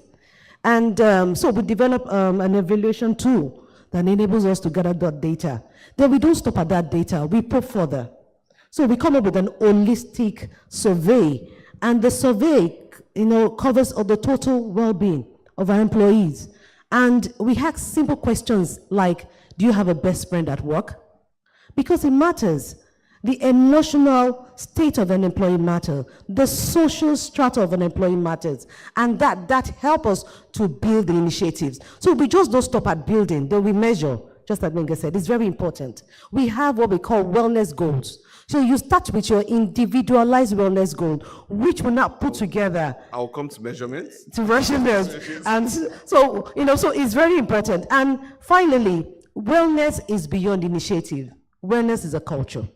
So we weave it into our daily lives. We have things like you have daily stretches on your desk.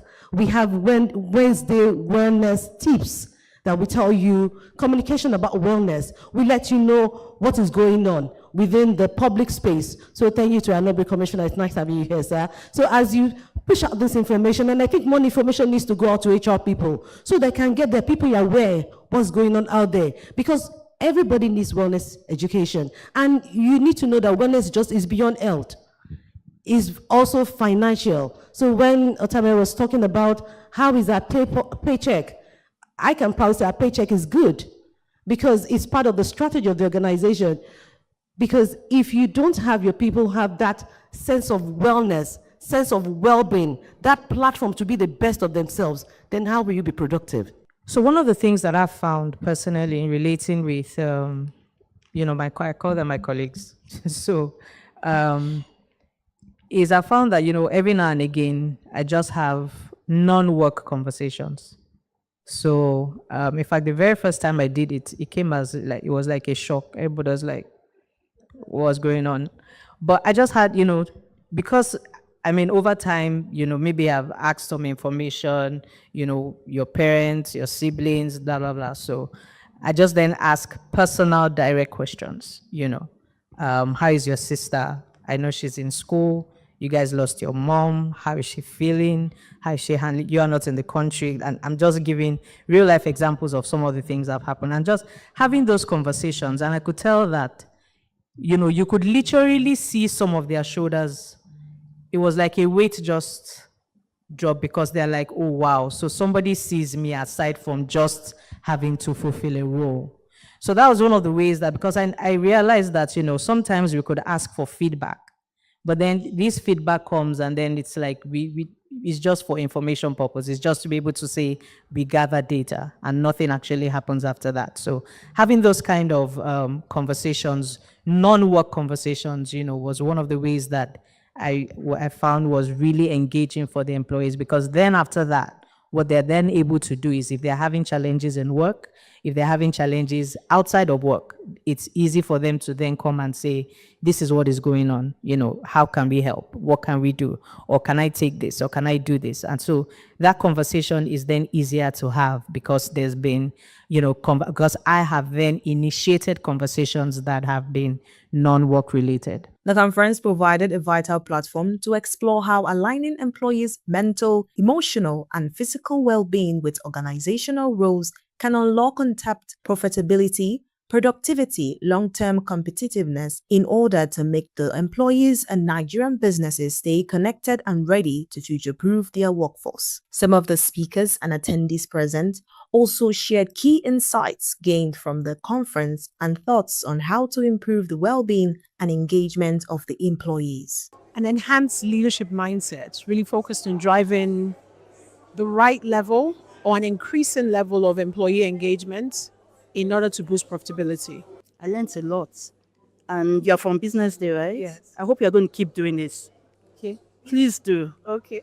So It was very insightful. It was very insightful. I saw different angles to things that you can do. You need to see my phone. I'm very electronic. I don't carry the book. So my notes for today alone, I've taken down a lot of tips, things we can improve on because nobody's perfect. So it was very insightful. I'm walking out of here with a lot of motivation. I have 5 people in my team. Everybody's busy. I had to pull someone out and say, please come here. You just come and listen to what is happening here. And she got here on time and she's going to do a presentation to the wider team on Friday. And Friday is when we have our own departmental meeting. So it was very insightful. Thank you very much, BusinessDay. Please keep doing it. Yeah, it's been an interesting conference. Had great panel speakers, really great panelists. We do a very fantastic job at Blue Ball Financials today, but what I've heard from a lot of other people shows that there's still some more great work we can do, right, in terms of engagement, in terms of aligning employee welfare with productivity and translating that into profitability, in terms of the keenness in which we engage staff and ensure that they are fully and consistently engaged so that they can they can be productive, not out of force, right? But because it just flows naturally. In terms of creating enabling environments, I got a lot of insights, insights on being free to be, making it easy to be vulnerable, right, around people, so they don't think you're a superwoman, they can do everything, right? That was really, really, really interesting. That's a nice concept which I intend to employ going forward. So I've been able to learn from other participants. So I've been able to learn how they are able to create different engagement activities to make the people's life meaningful at the workplaces. So it has actually been a very learning process for me. Aside being a panelist, I've also been able to learn from other people how they are able to involve the employees in the workplace. And I've been able to write a whole lot and hoping to include that in my company where I work. The major thing from all the panelists is very clear that employee well-being is at the forefront of every organization, and it goes way beyond the profitability. So organizations are now looking for ways that they can keep their employees engaged, so that they can be able to achieve the bottom line, which is profit, generate revenue and all of that. So I feel that from these discussions, you can tell that organizations are being intentional about coming up with different employee employee wellness strategy in terms of how they can keep their employees engaged, how they can reduce turnover, and how they can make their employees ambassadors of even their own organization. In closing, the editor of Business Day, Tayo Fabwole, charged the audience to keep reflecting on the conversations from the conference, reiterating Business Day's commitment to keep reporting and championing these conversations. Norma Obona for Business Day Television.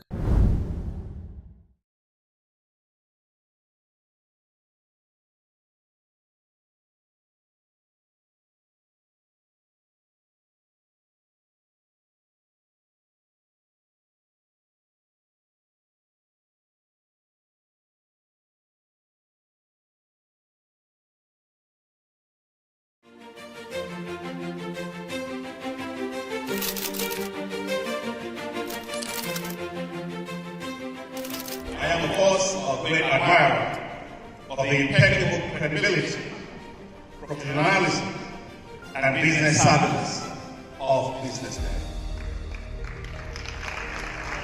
If you really mean business in Nigeria, start your day with BusinessDay.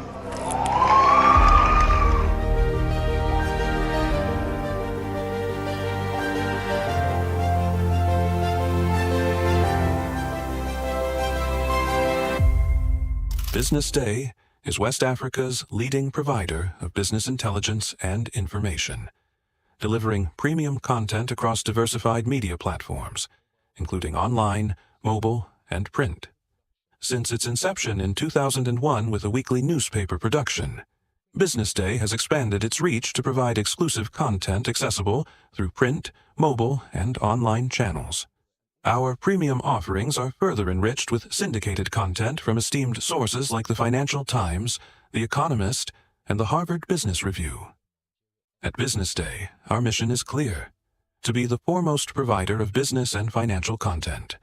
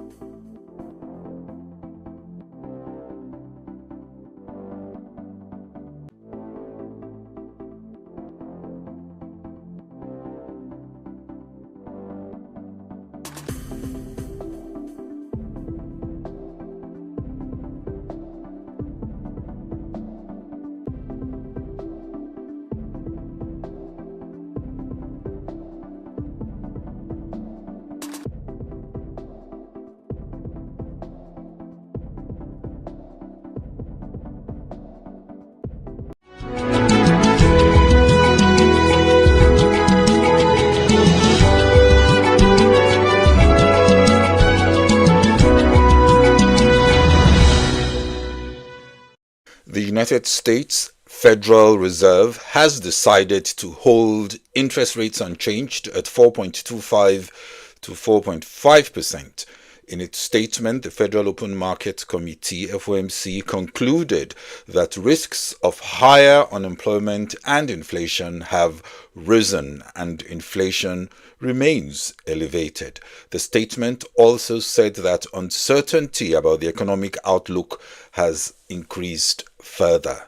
Hello and welcome to Global Business Insights, where we look closer at headlines moving markets to equip viewers with perspectives to help them thrive in today's business environment. In Nigeria, there was some progress in tax reform as the Nigeria Revenue Services Bill and the Nigeria Tax Administration Bill have been considered for third reading and passed by the Senate. The other two of the four tax reform bills, that is the Nigeria Tax Bill and the Joint Revenue Board Bill, are slated for passage later today. Google's stock sank over 6% yesterday after Apple revealed that it is adding artificial intelligence search engines such as Perplexity to its default Safari web browser. This came out during Google parent Alphabet's antitrust trial. Last year, a federal judge ruled that Google maintained an illegal monopoly through its search business. During the trial, it was also revealed that Google pays Apple $20 billion a year to use its search engine as the default search option in Safari. Media giant Disney exceeded expectations in its most recent quarter, bolstered by an unexpected boost in its Disney Plus streaming business and strong results from its theme parks that suggested consumer resilience despite a turbulent global economic environment. The domestic parks and experience operating income was up 13%, while Disney Plus gained 1.4 million users, taking the total to 126 million. Disney also announced that it is planning a new theme park in Abu Dhabi. Uber reported first quarter gross bookings up 18% of $42.8 billion, but less than estimates of $43.1 billion. Uber's closely watched outlook was better than expected, with gross bookings for the second quarter expected to be in a range of $45.75 billion to $47.25 billion, and analysts were initially expecting $45.85 billion. So there is a bit of an upside in terms of the bookings expectations, which of course is a delight to analysts. A federal appeals court yesterday rejected a legal challenge by the U.S. Federal Trade Commission to Microsoft's $69 billion purchase of Call of Duty maker Activision Blizzard. The San Francisco-based 9th U.S. Circuit Court of Appeals upheld a lower judge's order that said the FTC was not entitled to a preliminary injunction blocking the deal, which closed in 2023. Nvidia stock jumped late yesterday, closing up 3.1% in yesterday's session after it was reported that the administration could relax export curbs on artificial intelligence chips. Other chip stocks also rallied after the report that Trump could overturn AI chip export curbs that were put in place by the Biden administration that were set to go into effect. The S&P 500 was higher in choppy trading as markets digested comments from the Federal Reserve signaling that the risks for an economic slowdown and higher prices are increasing, while sentiment was also boosted by optimism that the US and China will begin formal negotiations on trade tariffs over the weekend. Ghana's consumer price inflation has slowed for a fourth month in a row in April to 21.2% year-on-year from 22.4% in March. The Statistics Office announced that the latest decline was mainly due to a moderation in both food and non-food inflation.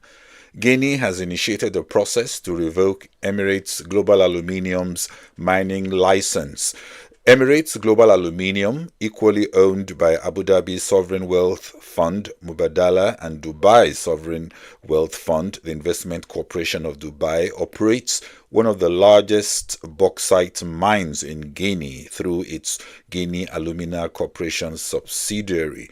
As fiscal space tightens for many African countries, the move reflects a wider trend of resource-rich African nations seeking to exert greater control and getting more revenue and value for their mineral wealth by reviewing terms, a development that is reshaping the global mining sector.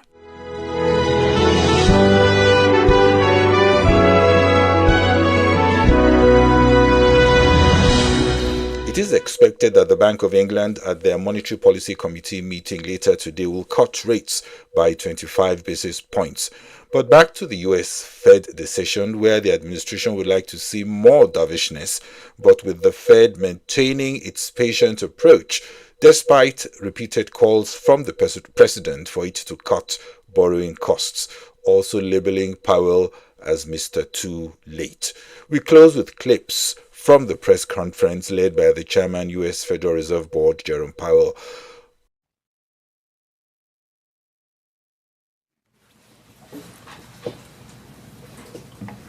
Good afternoon.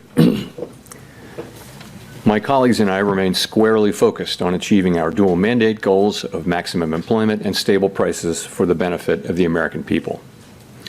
Despite heightened uncertainty, the economy is still in a solid position. The unemployment rate remains low, and the labor market is at or near maximum employment. Inflation has come down a great deal, but has been running somewhat above our 2% longer-run objective. In support of our goals, today the Federal Open Market Committee decided to leave our policy interest rate unchanged. The risks of higher unemployment and higher inflation appear to have risen, and we believe that the current stance of monetary policy leaves us well positioned to respond in a timely way to potential economic developments. I will have more to say about monetary policy after briefly reviewing economic developments. Pardon me. Following growth of 2.5% last year, GDP was reported to have edged down in the first quarter, reflecting swings in net exports that were likely driven by businesses bringing in imports ahead of potential tariffs. This unusual swing complicated GDP measurement last quarter. Private domestic final purchases, or PDFP, which excludes net exports, inventory investment, and government spending, grew at a solid 3% rate in the first quarter, the same as last year's pace. Within PDFP, growth of consumer spending moderated, while investment in equipment and intangibles rebounded from weakness in the fourth quarter. Surveys of households and businesses, however, report a sharp decline in sentiment and elevated uncertainty about the economic outlook, largely reflecting trade policy concerns. It remains to be seen how these developments might affect future spending and investment. In the labor market, conditions have remained solid. Payroll job gains averaged 155,000 per month over the past 3 months. The unemployment rate at 4.2% remains low and has stayed in a narrow range for the past year.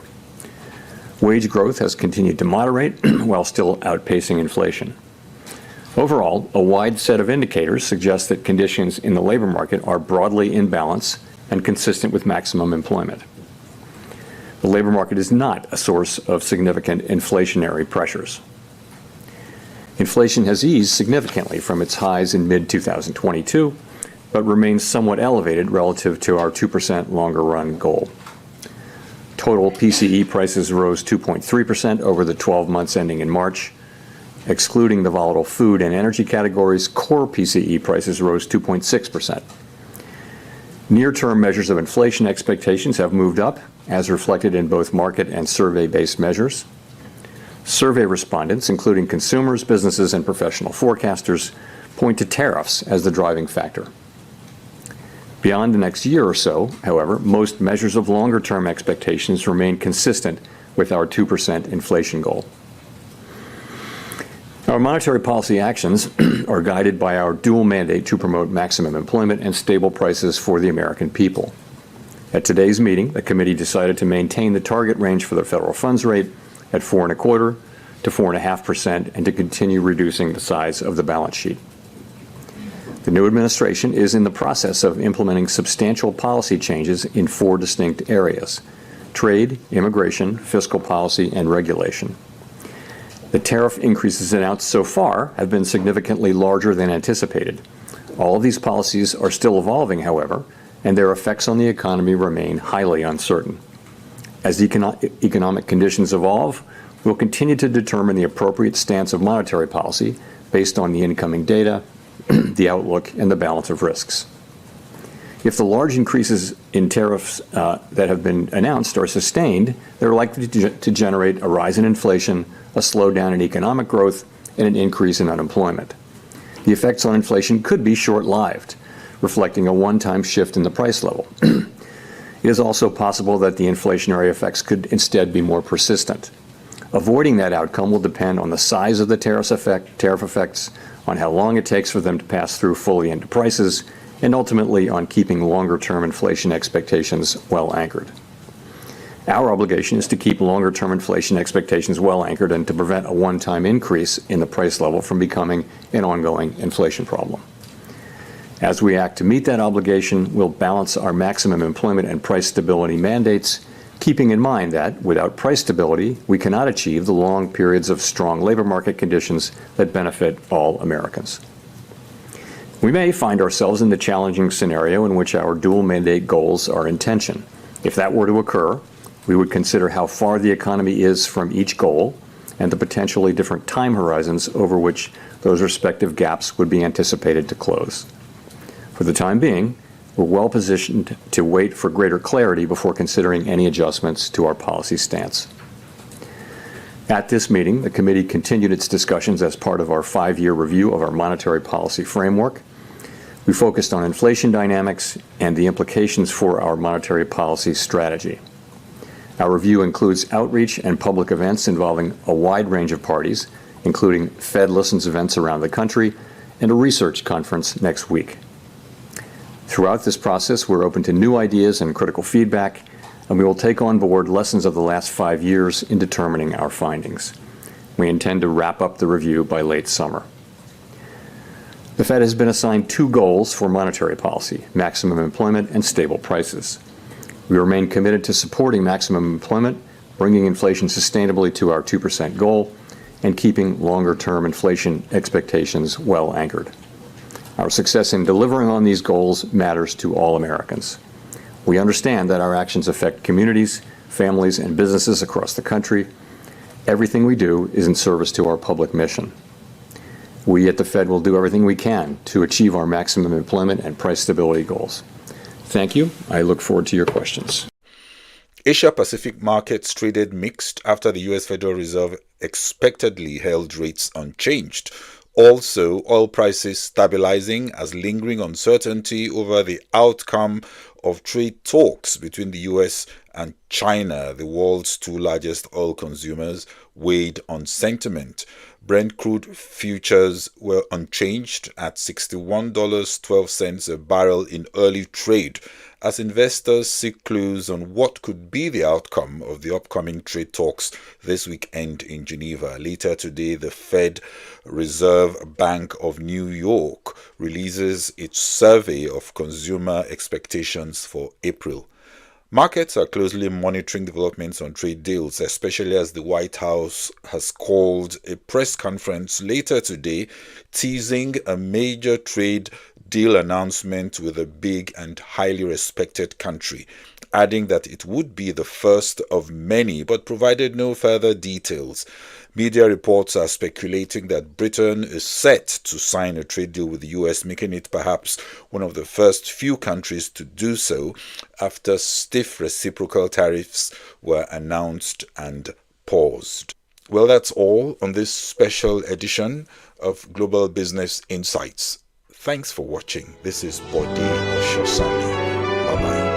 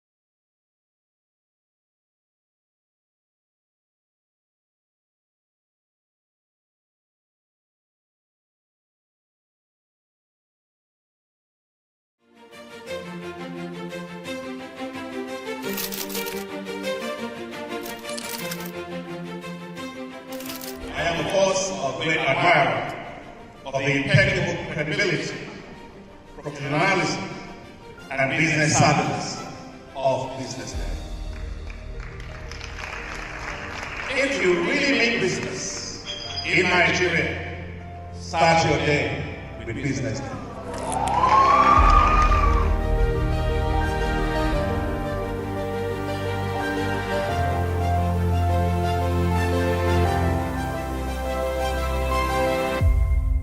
BusinessDay is West Africa's leading provider of business intelligence and information, delivering premium content across diversified media platforms, including online, mobile, and print.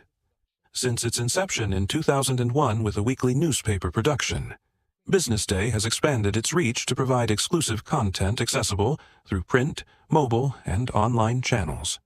Our premium offerings are further enriched with syndicated content from esteemed sources like the Financial Times, The Economist, and the Harvard Business Review. At BusinessDay, our mission is clear: to be the foremost provider of business and financial content, empowering readers to make informed decisions in Nigeria and Africa. Implications.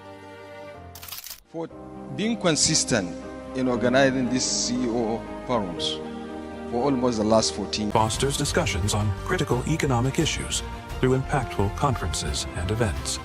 These platforms bring industry leaders together to share narratives that drive innovation and spark meaningful dialogues. Our events galvanize connections, bridging the gap between payments, especially between POS terminals and mobile app technologies. The expectation is that based on the ecosystem, where we have a lot of actors, RegTech being a fintech company as well, will be taking a lead in driving contactless payment so that we can help to exposing contactless to other means whereby it is of a higher risk. That would be my personal advice to the industry. RegTech originally started as a purely ICT company, and what I mean by ICT is software licensing, OEM reseller. We were a representative of over 23 international OEM brands in Nigeria, supporting the financial industry, other financial institutions, and also energy sector. But today, as a company, we have evolved into financial service space where we provide fintech solutions. And not only that, our payment volume has grown to over $1 billion worth of transactions per month. In year 2024, we process up to 16 trillion worth of transactions, which is significant based on the fact that this was our first year in the fintech space, essentially. We've gone through a year one of gestation period. This is our second gestation period. Obviously, based on experience, it takes about 3 years, 36 months for a full gestation period for a fintech. And as I mentioned, in our first year, we recorded about 16 trillion worth of transactions a month. Today, that has also grown significantly. In year 2025, in quarter one, we've recorded about 6 trillion worth of transactions processed already. That's an average of 2 trillion plus per month, meaning that by the end of the year, we'll be recording over 24 trillion worth of transactions, if not more. Ethnos is providing some a significant measure of security assurance for the ecosystem, because we help to solve security problems. We help to assess your environment, your infrastructure, your connections, your services, and then look at it from the security point of view and provide that kind of assurance that people require that to build trust in the ecosystem. And not only that, we're also building database of security intelligence, building local data so that security interest people, government, can have data local that they can rely upon. Of every organization, and it goes way beyond the profitability. So organizations are now looking for ways that they can keep their employees engaged, so that they can be able to achieve the bottom line, which is profits, generate revenue and all of that. So I feel that from these discussions, you can tell that organizations are being intentional about coming up with different employee strategy, employee wellness strategy in terms of how they can keep their employees engaged, how they can reduce turnover, and how they can make their employees ambassadors of even their own organization. So and what's the total reward strategy? So most times we feel that compensation is just focused around payroll. I mean, pay what you get at the end of the month, but it goes way beyond that. So you focusing on how you can help employees in terms of their career, in terms of training and development, in terms of how you can create that environment that will make them thrive. So you're not just focused on the pay, and you can work on employee benefits, so because those are the things that employees are actually looking out for.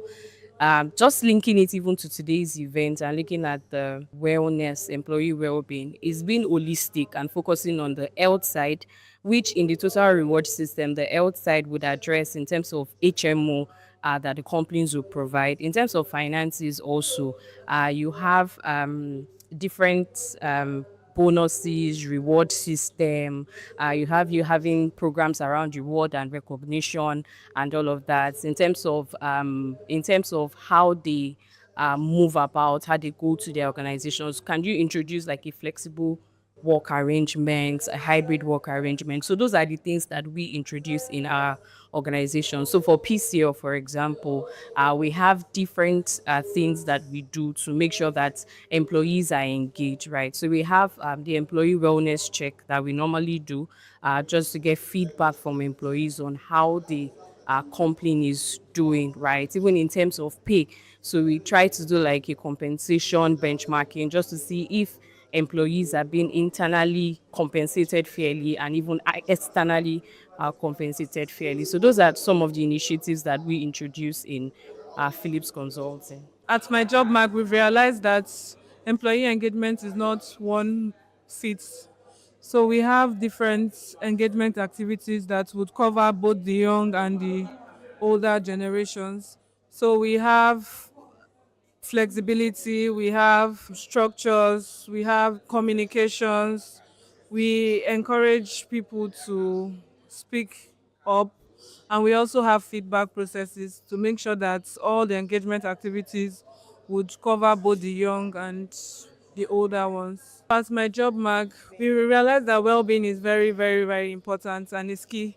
And we do not joke with well-being of the staff at my job mark. So we encourage flexibility where people are allowed to work from home and take care of their personal life, because we know that employees do not just function at home, they function at different areas of their life. So we encourage them to work flexibly. And aside that, we also do check-in, where we check in on our staffs to make sure that they are doing okay. And we also have well-being strategies and events where people are able to learn financial literacy. They're also able to learn stress management and some other areas that would help them to build their well-being. So I've been able to learn from other participants. So I've been able to learn how they are able to create different engagement activities to make the people's life meaningful at the workplaces.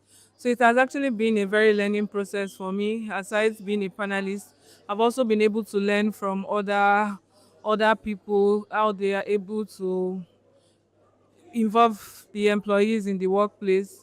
And I've been able to write a whole lot and hoping to include that in my company where I work. An enhanced leadership mindset, really focused on driving the right level or an increasing level of employee engagement in order to boost profitability. Challenges, I think the key thing is trying to ensure that everybody's on the same page.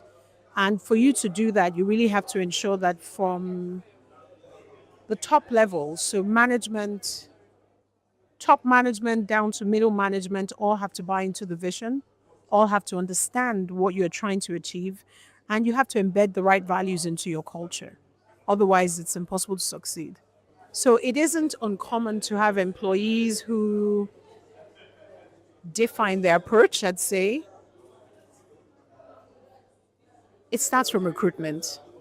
Fortunately, at FBN Quest Merchant Bank, I can say that we have had very, maybe little or no instances where we've had to call employees out for misbehavior, quote unquote. It's important to ensure that from the recruitment stage, you actually hire the right people. If you do not share the same values as the values we espouse and we imbibe in the organization, then it's going to be difficult for you to come in and embed this in the way you work every single day. So start with recruitment. Do your best to get it right. Generally, we have cardinal issues which we put in place in terms when we speak to employer engagement. So basically, we have various activities, various initiatives. We have town halls, we have surveys, and one other way, we have one-on-one meetings between staff and their line managers. And generally, the general thing about the African culture where most of the time people find it difficult to speak out or speak up about issues affecting them. We've been able to overcome these type of challenges by making the workplace a safe space for people.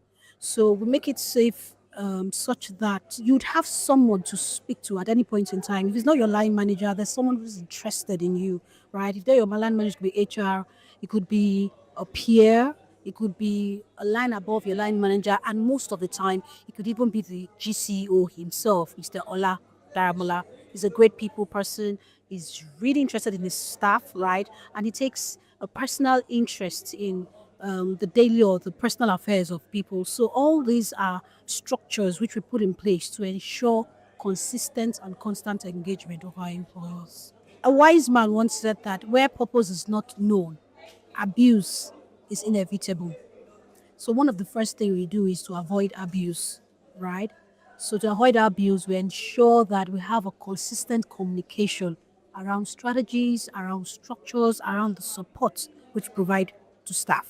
So if it's short class, it's the logistics support we provide, right?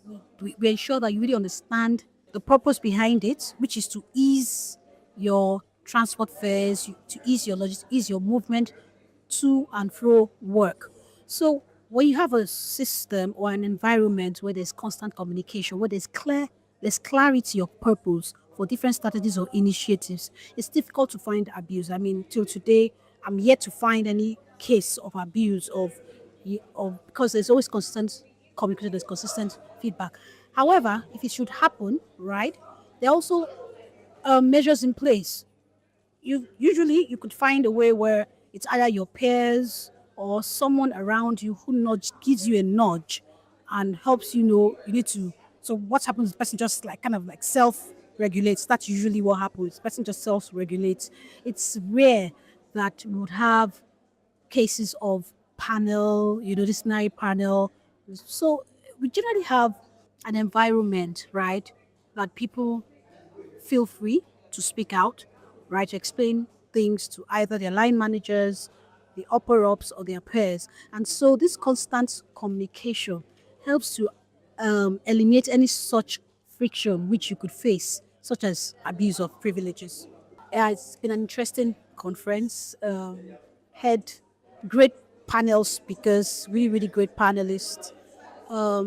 We do a very fantastic job at Blue Ball Financials today, but what I've heard from a lot of other people shows that there's still some more great work we can do, right, in terms of engagement, in terms of aligning employee welfare with productivity and translating that into profitability, in terms of the keenness in which we engage staff and ensure that they are fully and consistently engaged so that they can be productive, not out of force, right? But because it just flows naturally. In terms of creating enabling environments, I got a lot of insights, insights on being free to be, making it easy to be vulnerable, right, around people so they don't think you're a superwoman, they can do everything, right? That was really, really, really interesting. That was a nice concept, which I intend to employ going forward.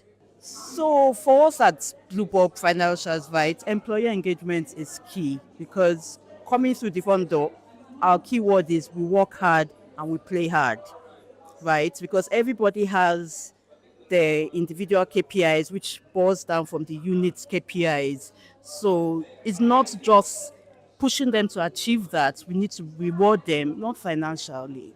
Your salary is for doing the work. That's not your reward. So we have different forms of rewards to encourage employee engagement from our team bodies, which are different kinds of team bodies. We have our virtual team connects that we do every first Monday of the month. We have physical team bodies that we can do departmentally and as a group worldwide. Even our town hall, after raising tough questions and being very constructive, guess what? We party afterwards. Wow. And we always make sure it's a Friday because we want to party. We rent a place and we party afterwards. We encourage staff to share good news. So you're getting married, you just had a baby, the good news will show up. On the flip side, you know how life is. Certain things will happen. We also show up. We encourage. Apart from the staff coming together to encourage the company also, we have things that we do. We have awards that we give. We have gifts that we give for different levels. So different forms, no matter how small, no matter how big, we use it as an opportunity to build on employee engagement. And, we keep trying our best. Anything we see and we can sneak into it, we do. We celebrate a lot. Birthdays, work anniversaries, even the births and weddings, we announce it. WhatsApp, emails, different things. The aim is to make everyone feel welcomed, make everyone feel belong, that you are identified. No matter your role, no matter your cadre, we see you, we recognize you. Because everybody builds to the company's growth. I learned a lot. And you're from BusinessDay, right? Yes. I hope you're going to keep doing this. Okay. Please do. Okay. So It you was want us to very, have more- yes, it was very insightful. It was very insightful. I saw different angles to things that you can do. You need to see my phone. I'm very electronic. I don't carry the book. So my notes for today alone, I've taken down a lot of tips, things we can improve on because nobody's perfect. So it was very insightful. I'm walking out of here with a lot of motivation. I have 5 people in my team. Everybody's busy. I had to pull someone out and say, please come here. You just come and listen to what is happening here. And she got here on time and she's going to do a presentation to the wider team on Friday. And Friday is when we have our own departmental meeting. So it was very insightful. Thank you very much, Business Day. Please keep doing it.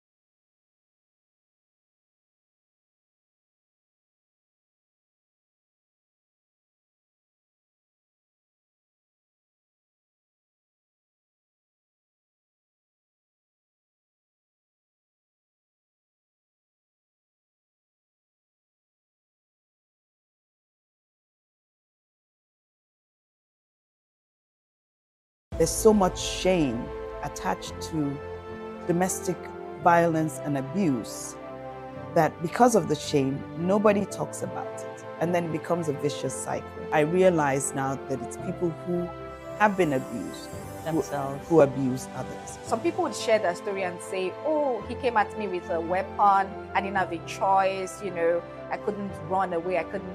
None of them came at me with a weapon. None of them. In fact, none of them threatened me to say, if you tell your parents, I will do. None of them threatened me. What predisposed me was lack of education. Let your love be blind, or let your love be wise. Nobody's going to choose you if you don't choose yourself. For the toxic workspace, we have bosses who don't have empathy. They could just tell you, you have to do this and you must deliver now. We already said Gen Zs, we like to prioritize ourselves. So we don't want a situation whereby our boss is telling us, you have to do this, you have to do it now, and whether or not you are good, you just have to do it. Forgiveness is to set a prisoner free, only to realize that the prisoner was you. Real Talk with Pam remains committed to fostering authentic conversations that inspire and empower. This is Pamela Igbo. I am your host of Real Talk with Pam show.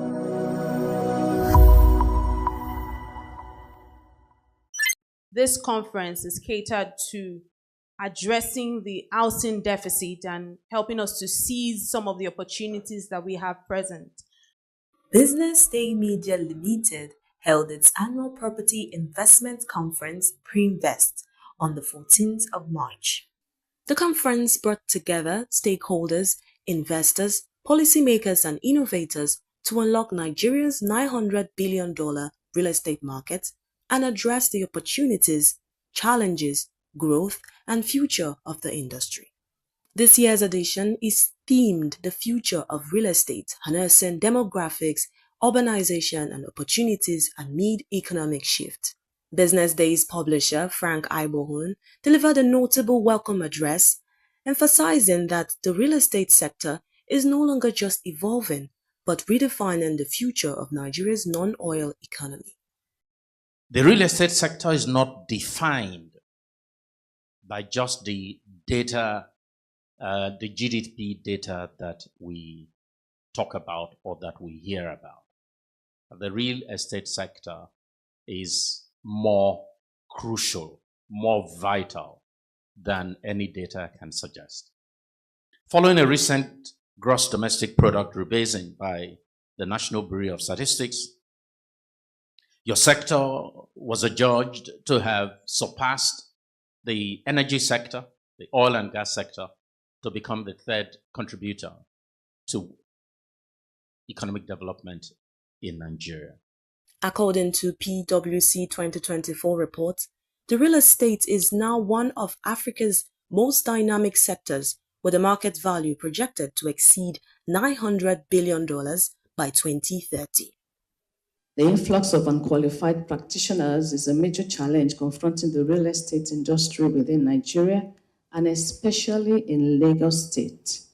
And this has negatively impacted the sector's credibility and growth. With Lagos State being a reflection of Nigeria's urbanization and also one of the fastest growing urban areas in the world economically, the increasing demand for residential, commercial, and industrial properties has given rise to fraudulent practices such as multiple allocations of the same property to different tenants, inflated rent prices, and substandard construction projects. These issues not only discourage investors, but also pose a serious threat to public trust and investor confidence as key elements of property investment in the sector. In Lagos State, we are committed to transforming the real estate industry. As we continue to regulate and professionalize the sector, I urge all stakeholders, investors, developers, and real estate professionals to advocate for ethical practices and also register with the Lagos State Real Estate Regulatory Authority to enhance regulation and credibility, as well as foster an environment where real estate investments can thrive safely and sustainably. The conference captured various solid panel sessions with reputable industry giants. Government does not have lands anymore. And this has brought creative things. What is our JVs that we do? We partner with families who have family lands but don't have the means to develop it. And we share the apartments. When I say land is not available, I'm talking about vacant land. Lands are occupied. And we have a major regeneration agenda for Lagos State. We also got a chance to speak to some of the speakers, and they shared their submissions. One of the key issues with housing is just the cost. The cost of construction is high. The cost of financing is high. The interest rates from our financial institutions are high, and all that adds to the problem of affordability.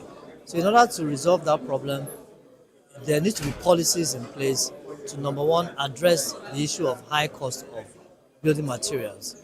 So import substitution, local production and development of the value chain materials will bring down the cost. Fortunately, in Nigeria, capturing data is, an ordeal, but that is the only thing that is going to actually allow us to understand where we're going as a nation, as an industry, as a market, and capturing that data, whether you're talking about the private sector and individually as real estate companies capturing data in a CRM, or the government capturing data from a survey perspective. Data is the only trend that we need to know about to be able to capture the opportunity that's currently wide open in the market.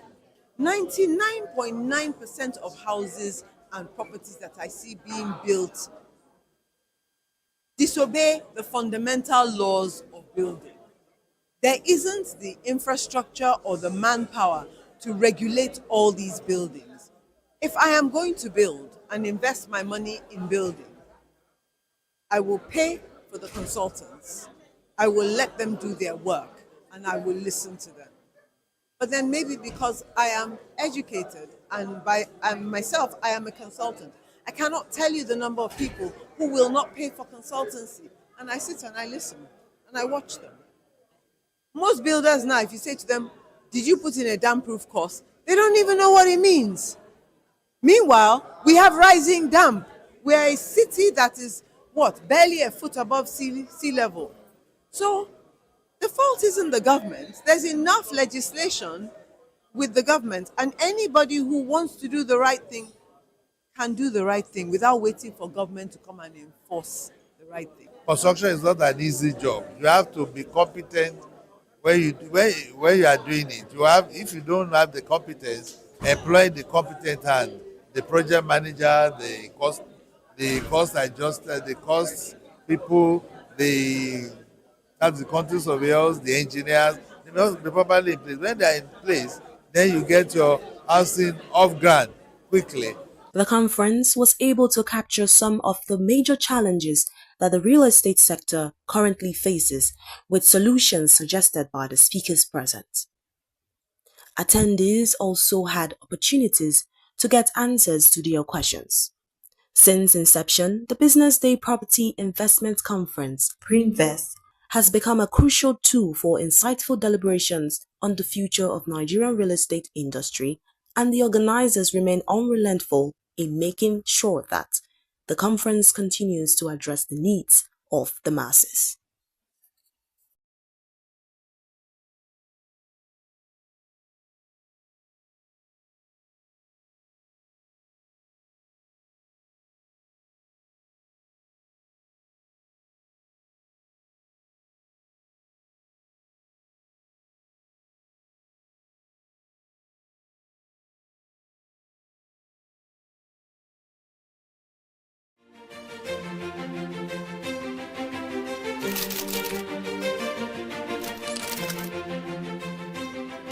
I am, of course, a great admirer of the impeccable credibility, professionalism, and business savviness of BusinessDay.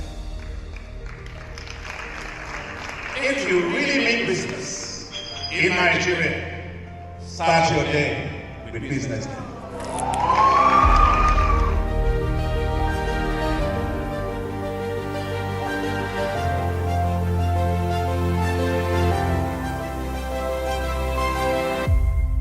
BusinessDay is West Africa's leading provider of business intelligence and information, delivering premium content across diversified media platforms, including online, mobile, and print. Since its inception in 2001 with a weekly newspaper production, BusinessDay has expanded its reach to provide exclusive content accessible through print, mobile, and online channels. Our premium offerings are further enriched with syndicated content from esteemed sources like the Financial Times, The Economist, and the Harvard Business Review. At BusinessDay, our mission is clear: to be the foremost provider of business and financial content, empowering readers to make informed decisions in Nigeria and Africa.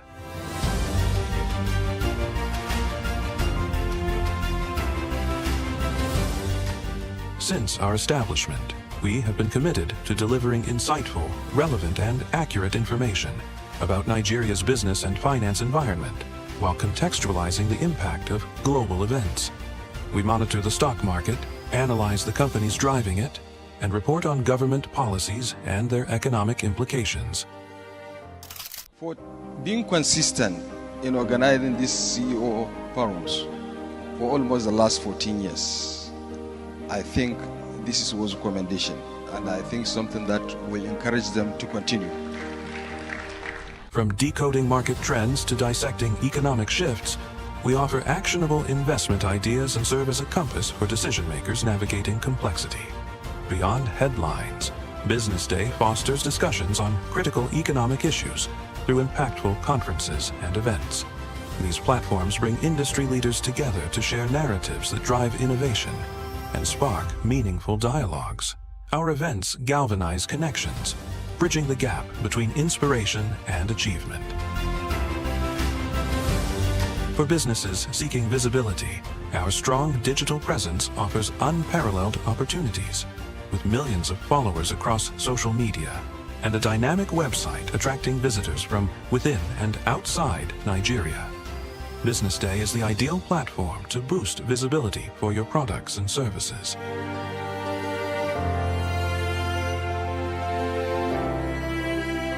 If you're looking for in-depth analysis and expert opinions on Nigeria and Africa's business landscape, Business Day is your guide.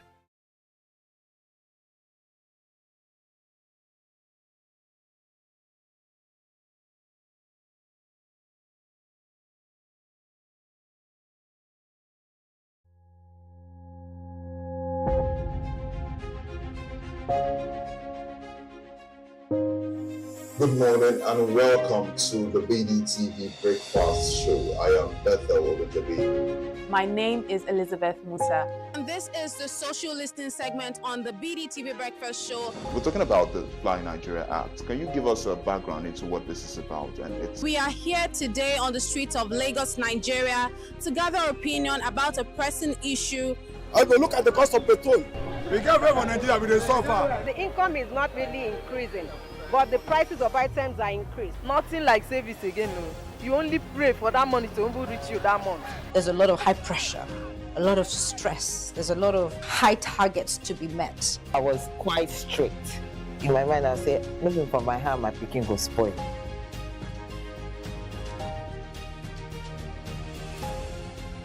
To allow all banks and all the players in the space 15% inflation target achievable in 2025.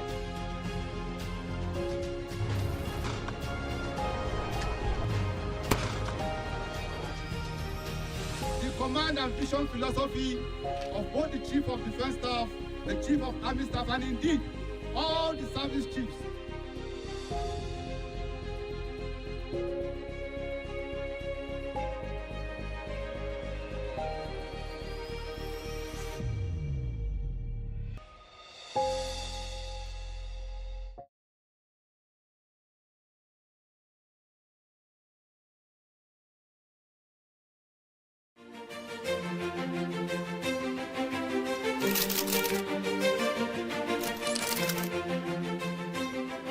I am, of course, a great admirer of the impeccable credibility, professionalism, and business savviness of BusinessDay.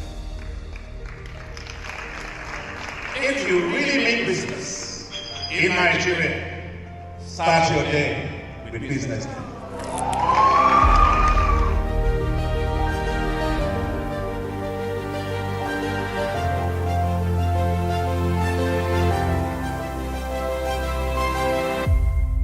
Business Day is West Africa's leading provider of business intelligence and information, delivering premium content across diversified media platforms, including online, mobile, and print. Since its inception in 2001 with a weekly newspaper production, Business Day has expanded its reach to provide exclusive content accessible through print, mobile, and online channels. Our premium offerings are further enriched with syndicated content from esteemed sources like the Financial Times, The Economist, and the Harvard Business Review. At Business Day, our mission is clear: to be the foremost provider of business and financial content, empowering readers to make informed decisions in Nigeria and Africa.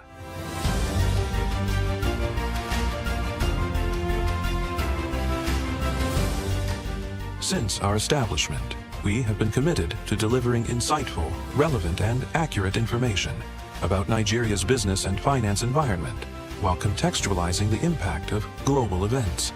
We monitor the stock market, analyze the companies driving it, and report on government policies and their economic implications. For being consistent in organizing these CEO forums for almost the last 14 years, I think this is worth commendation, and I think something that will encourage them to continue. From decoding market trends to dissecting economic shifts, we offer actionable investment ideas and serve as a compass for decision makers navigating complexity. Beyond headlines, Business Day fosters discussions on critical economic issues through impactful conferences and events. These platforms bring industry leaders together to share narratives that drive innovation and spark meaningful dialogues. Our events galvanize connections, bridging the gap between inspiration and achievement. For businesses seeking visibility, our strong digital presence offers unparalleled opportunities. With millions of followers across social media and a dynamic website attracting visitors from within and outside Nigeria, Business Day is the ideal platform to boost visibility for your products and services.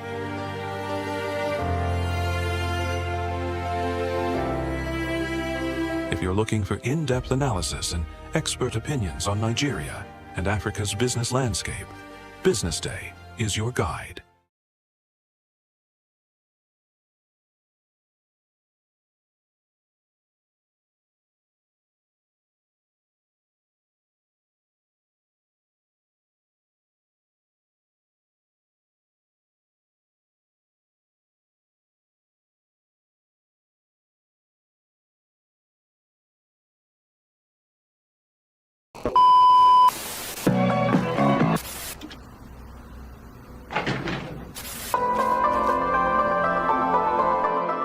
This is the Business Day television broadcast.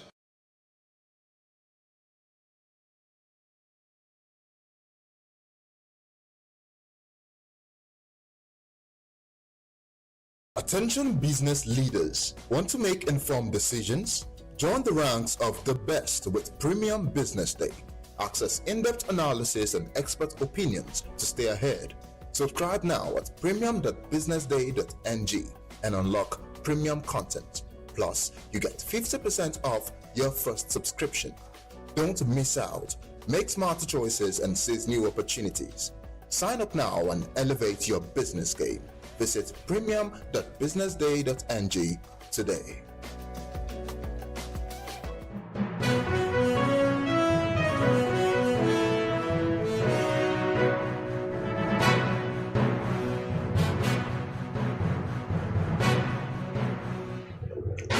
Good afternoon and welcome back to the BDTV News at noon. I am Norma Obona. Let's see what's making headlines. Power Minister opposes construction of 4,800 megawatts nuclear power plants. OT reacts to suspension, asks IGP to arrest Abure.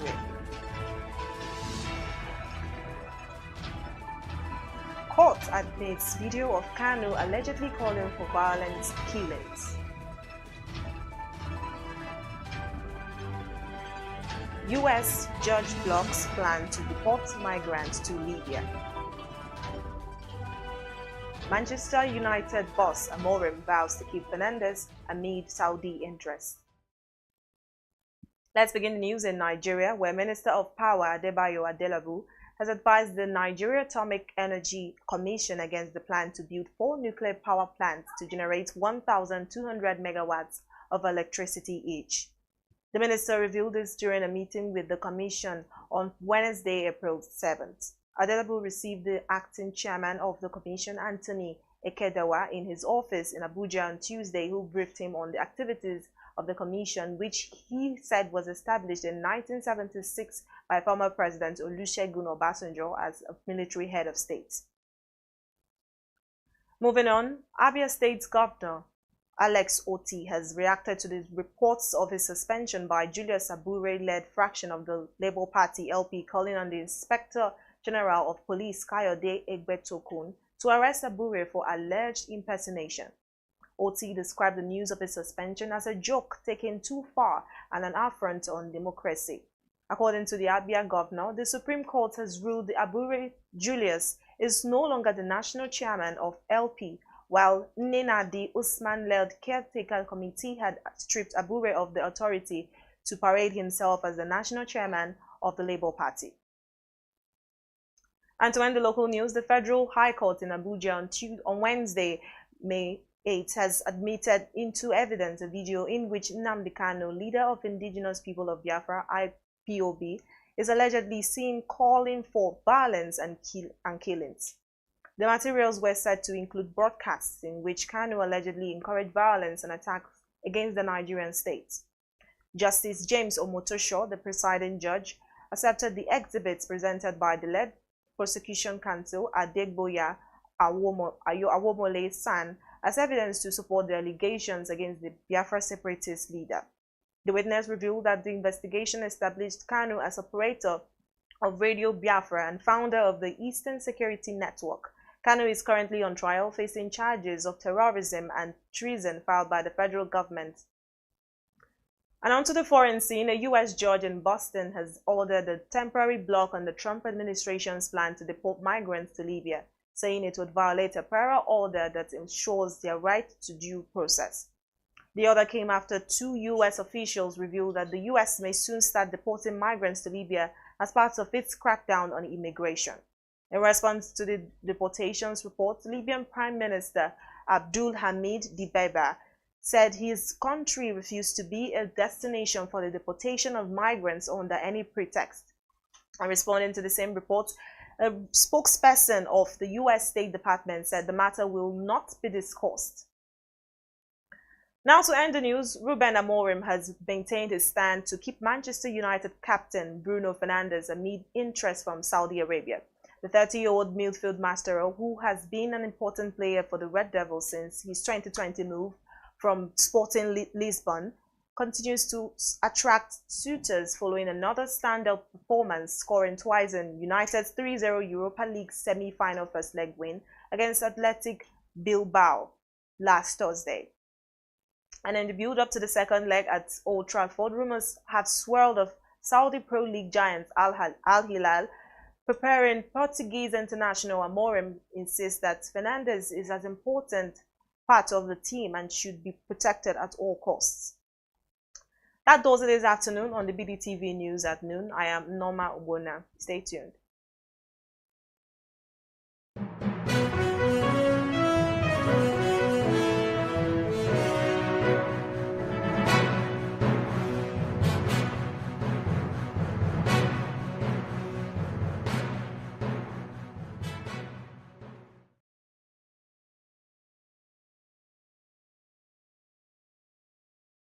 So this talent management conference is a strategic gathering of CEOs, HR professionals, policymakers, and wellness advocates who are committed in different ways to building a resilient, productive people, having a primary focus on ensuring the well-being of our people. BusinessDay Media held its Talent Management Conference on the 8th of April 2025. The conference brought together a spectacular corp of CEOs, top HR professionals, government policymakers, and wellness advocates committed to building resilient people-first organizations in Nigeria. The publisher of BusinessDay, Mr. Frank Ibogun, delivered a welcome address speaking to the theme of the occasion. With 74% of Nigerian employees reportedly disengaged at work and productivity losses exceeding billions of dollars annually, the urgency to rethink talent management in our organizations has never been greater. This conference serves as a vital platform to explore how aligning employee well-being with organizational goals can unlock untapped profitability and, of course, long-term competitiveness.